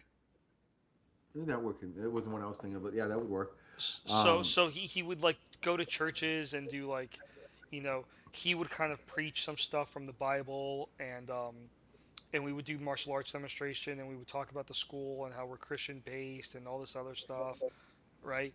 And right. and he would do that, but he wouldn't be like, oh, you have to recruit people and you have to do this. The only thing he ever did in terms of quote unquote money grabbing that I really really didn't like is he told all the instructors that either we had to bring our spouses, sisters, or mothers to a self defense seminar, and if we couldn't bring them, we would have to pay. We would have to like Oh, pay. So it'd be like $20 a person. So if you can't bring anybody, then you would have to pay okay. $20. You know, Yeah. but then he did that once, and like nobody paid, and he never did that again. Like very few Yeah. people paid, and the instructors, I was like, I'm not paying. Plus, I was a kid. I was like 18 years Yeah. old, maybe even less than that. I was like, I'm not paying $20 just for No. you to, just to help you in the Yeah. seminar, because I was Yeah. Yeah. helping. I wasn't even learning. I was helping. You know what? I remember now. I remember now. Going back, I remember the reason why he wanted me to teach at the school is because we use the first floor of the school to teach the younger kids, and then in the afternoon we would teach the older kids and the adults on the second floor. And then from there we went to the gym. No, from the gym we went to this religious era school, and then from this Mm-hmm. religious school he got his own place again. So I did That's really well at the gym. So because I did really well at the gym, he wanted me to teach the little kids, but I just couldn't teach, quote right. unquote, as you call them, the little dragons, because the little Right. dragons are just, it's another Oh, level of patience, right? It's it another level of is. patience. It is. Yeah. It's something else to work with those kids. But yeah, with my organization, everything was recruiting. The whole purpose of every event was to recruit. And That's like the number one crazy, question man. after every single thing was, how many people did you sign up? That's And crazy, then number man. two was, how much money did you collect? Every single time, every event.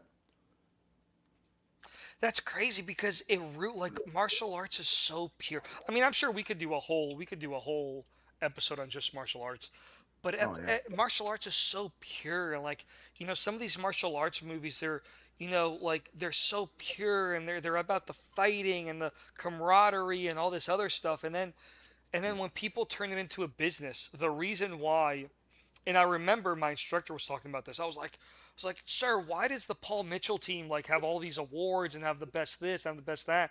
And he goes, because they have all the money, so they don't have to worry about anything else. Yeah.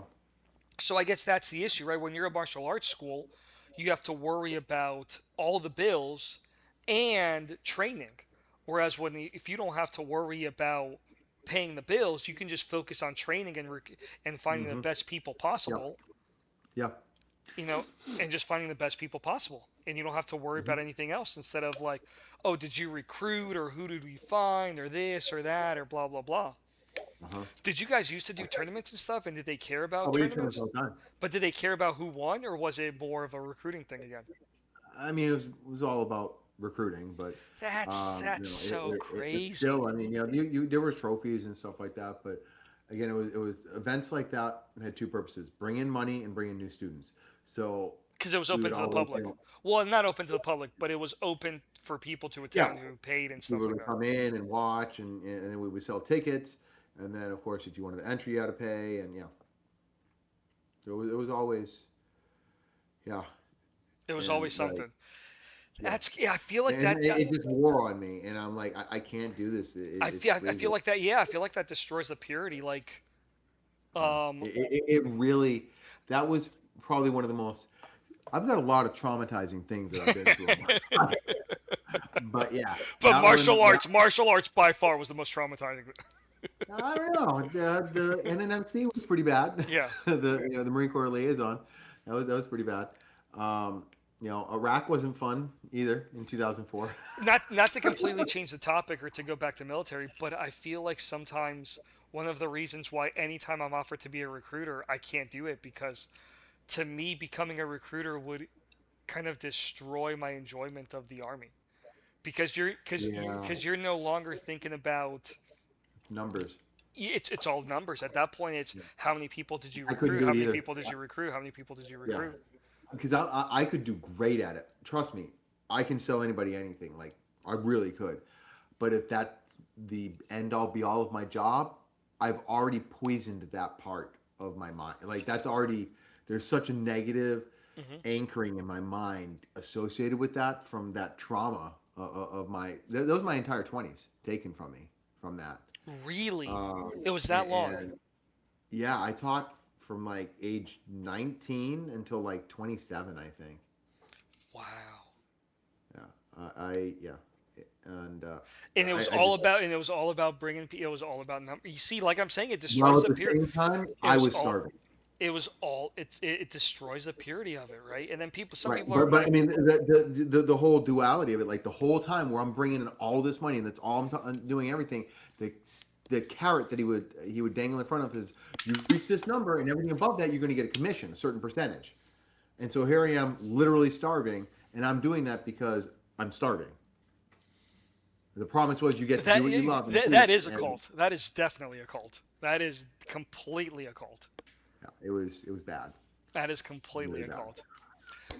That's interesting, man. That's really interesting. That's really interesting to hear all that. Oh, somebody's letting me know that I need to pet her. Did you see that little paw come up? No, but I heard the meow. Yeah. If I stop, let's see if she that gets my arm again. We'll see. We'll just keep talking and see if Okay. she. I If she's am. having I am not. I definitely hear the meow. I don't know if anybody hears it, but I hear the meow. I am not a cat Yeah. person. I can't do. Really? Can't do it. Can't do it. I think it's the. I think it's the fact that you have to win them, right? They make it. You know what I mean? Like it's like I don't want to say it's a challenge, but it's like you have to work for a cat's affection. Whereas a dog is like, Yeah. look at me, look at me, look at me. You know, they're like, come, I want to play, I want to be with you, I want to, like that's what I want a But pet for. true, and I get that. But on the other hand, when you get a strong connection to a cat, like if you, it's it's almost deeper because it's not just I don't know. It's not that a dog freely gives it, and they kind of do, but like when a cat actually just like stays around or comes up to you or anything, it's because they really like you, and I don't know. But honestly, the main reason why I'm more of a cat person than a dog person is I'm just all over the place. I'm so busy, I can't take care of a dog. Cat takes care of itself. It kind of does. It kind of Yeah. does.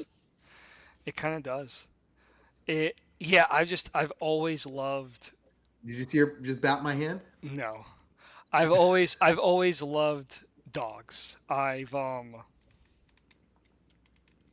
I've had I've had and lost two dogs.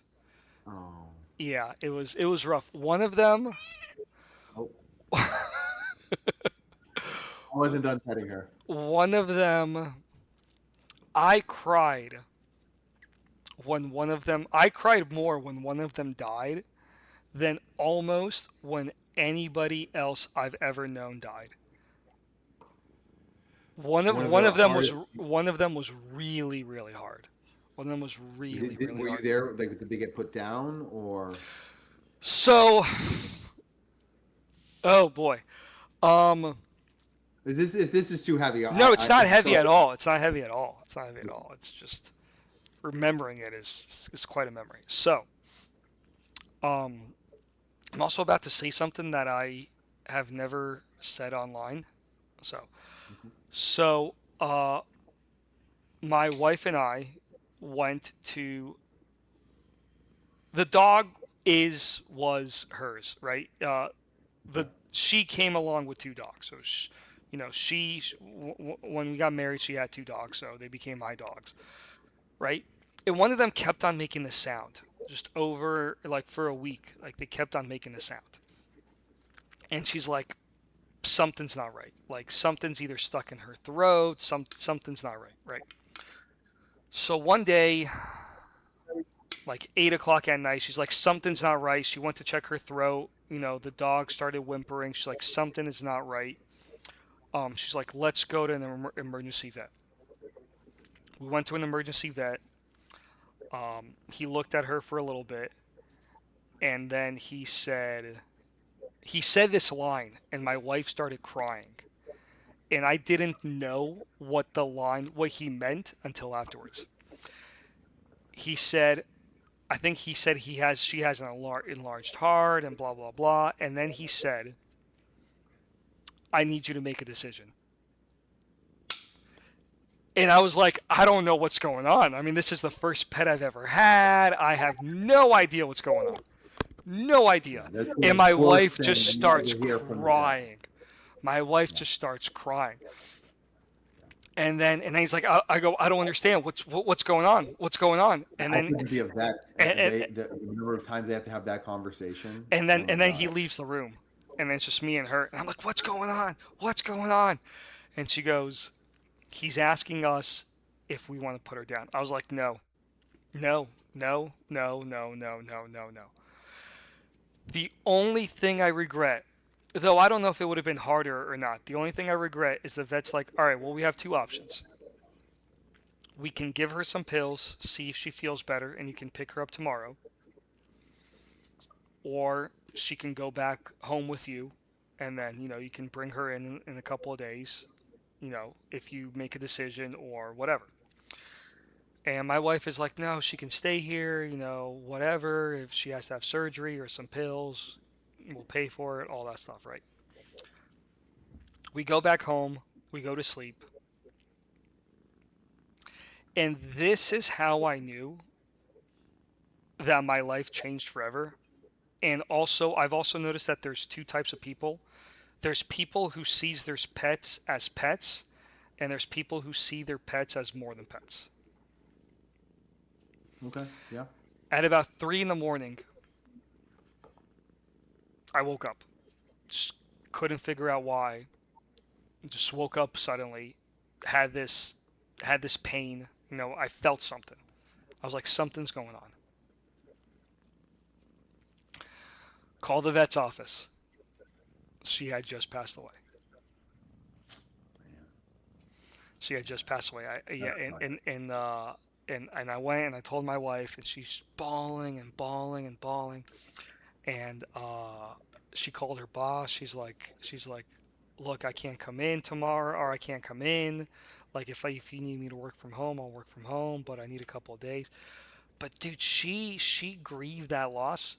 I grieved it too. I try to stay strong, but she grieved it like losing a child. Like she cried for like I think it yeah. was on like on a Friday or Saturday, and she cried the whole weekend. I think it was either Thursday or Friday actually, because she cried just the whole weekend. And then we had the dog cremated. We had they did everything, and I had to go and pick up. And here's another thing.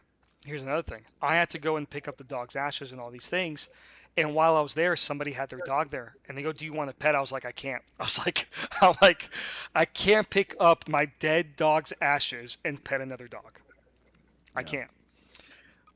But then the even worse part is what we didn't realize is that I mean, they're not sisters, but they basically grew up together. Right. Okay. But her sister was actually was actually doing very bad health wise, and she was helping her sister, right? So the dog that's now alive was suffering even more because she didn't have the other dog that would guide her to food and would help her eat and would remind her to eat and all these things. So now my wife is it was just like, this is why I hate when people are like, oh, dogs are just pets and blah blah, because it's not. Because if I changed everything I told you and I told you it was a human, you'd be like, oh, that makes total sense. But because I tell you it's a dog, it doesn't make sense, right? So No, it now, makes sense to me. no, it makes I sense to you, I know, but what I mean is, like, people say that, right? Because this is what right. happened. So let's change it. So now my wife is crying over the loss of this dog, right? So because she's crying over the loss of this dog, this other dog is suffering and is kind of being neglected only for a couple of days. But now her life is harder, and I'm having to run around to make sure everybody's okay, right? And Yeah. that's exactly what happens. I mean, not to completely change the subject, but there are families where when they lose one child, now the other child has a harder life, right? Yeah. And that's what happened. And then the worst part is, less than a year later, the other dog dies. Wow. And she died while I was in ALC. So then my wife had to go through everything by herself. All herself. And Yeah. it was in my last days of ALC, and I just, like, my mood just went to shit. And it went to so much shit that actually one of the guys in ALC got mad at me. It's like, dude, what the fuck's the matter with you? And then, like, after we finished everything, I was like, hey, I just want to let you know, like, my dog died. That's why I've been acting different the last couple of days. And I was very, what's the word? Distant. Distraught. No, Distant. I was Okay. like distant from everybody. I wasn't interacting with people. I mean, I don't know if you've ever noticed this, but, like, some people don't like me. I know it's a shock, but sometimes I'm very annoying. Sometimes I'm very annoying. So, I like it. yeah, I know we're both quirky that way, and we get along well. Um, so yeah, I was just like distant and all this stuff, right? And I told him, I was like, look, my dog died. It's been a rough couple of days. I hope you have no hard feelings towards me. I have no hard feelings towards you. I actually still I talked to some of the people from ALC, but no Yeah. hard feelings. And yeah, but it was so I lost.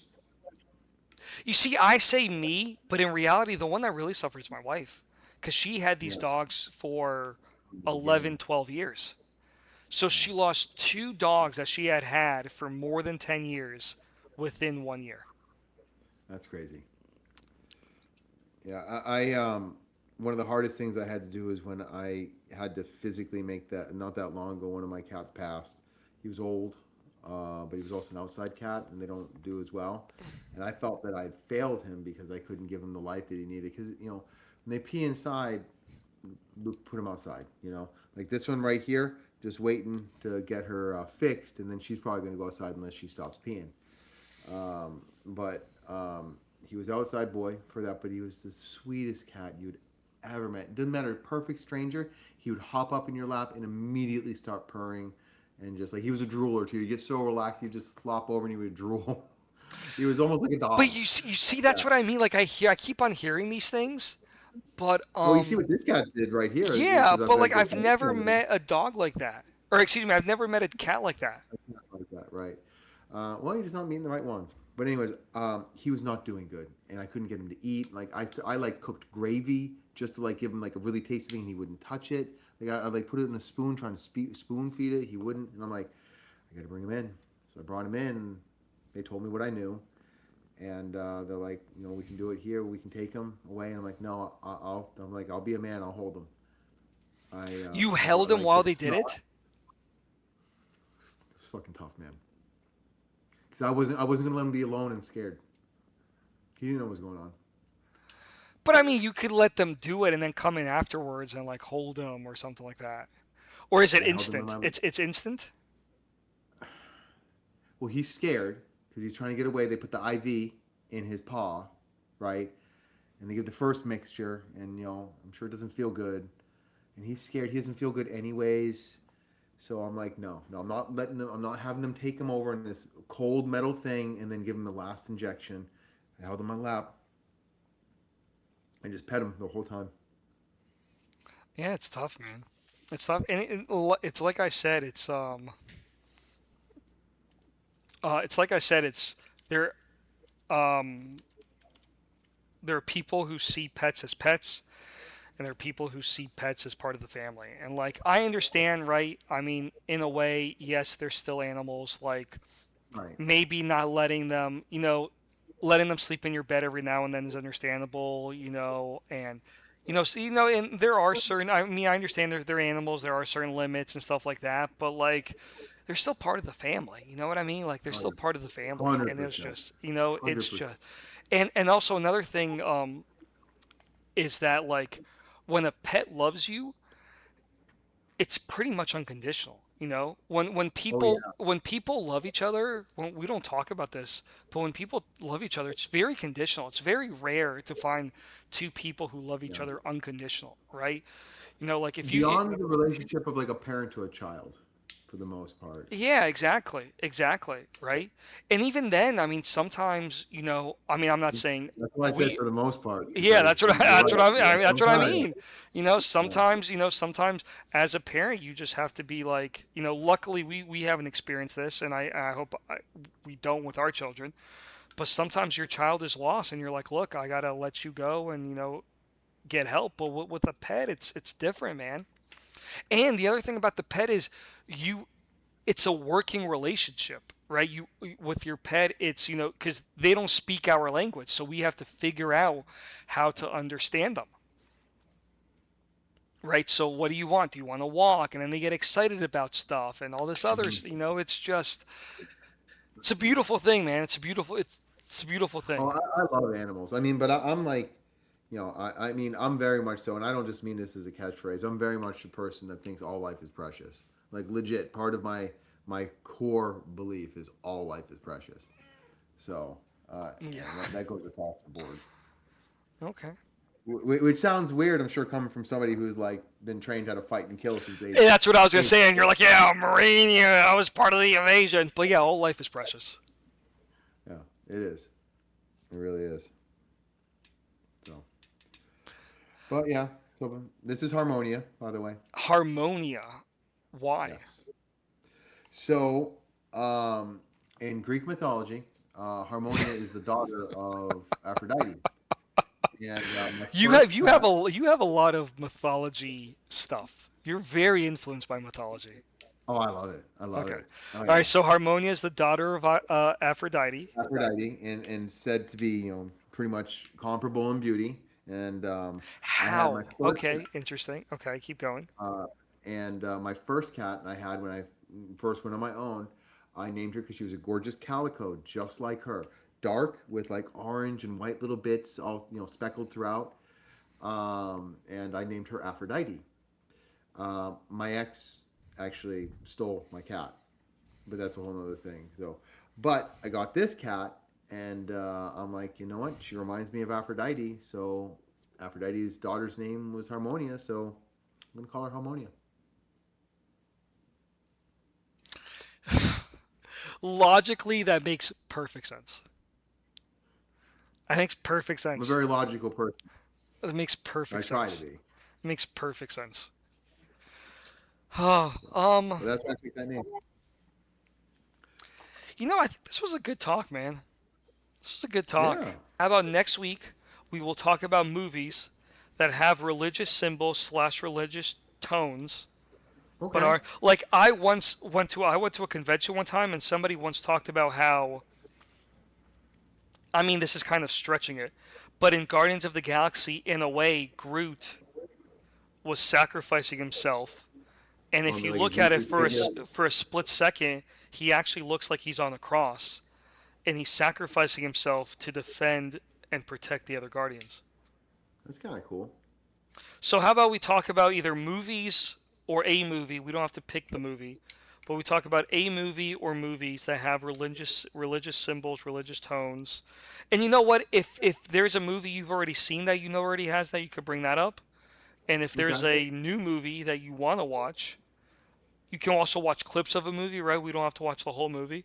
But Right. Right. let's let that be the next, and we'll call that our Warno. That's going to be our Warno. Cool. I like it. Non-religious movies with religious iconography. Look at you using big words. I know. Oh, thank you, located my college education. It's I would never think a Marine could you such. Now you can use them, but can you spell them? Well, I can't spell for shit. That's just my thing. But remember, I did join the Marine Corps, but I fixed missile guidance systems. So, there's Well, that. what I always tell people is when people tell me that I talk well or that I write well, I was like spell check and thesaurus. That's what it Yeah. is. Spell check and thesaurus. Or what I'll do is if I say a word but I don't know how to write it, I'll completely misspell it, or I'll go to Google, I'll misspell it, then I'll take that word and I'll put it in whatever I'm writing into. There you go. That What I way, like to do is I mostly like just talk to like really stupid people so they think I'm smart. So that just makes me feel really good. No, no, it's just kidding. all right, let's end it there. We already said All the right, all war. right. No, we already said everything. This has been the first episode of Pear in the Pod. I am Guy, and I am a pear in a pod. Have a great day. I'll see you next week.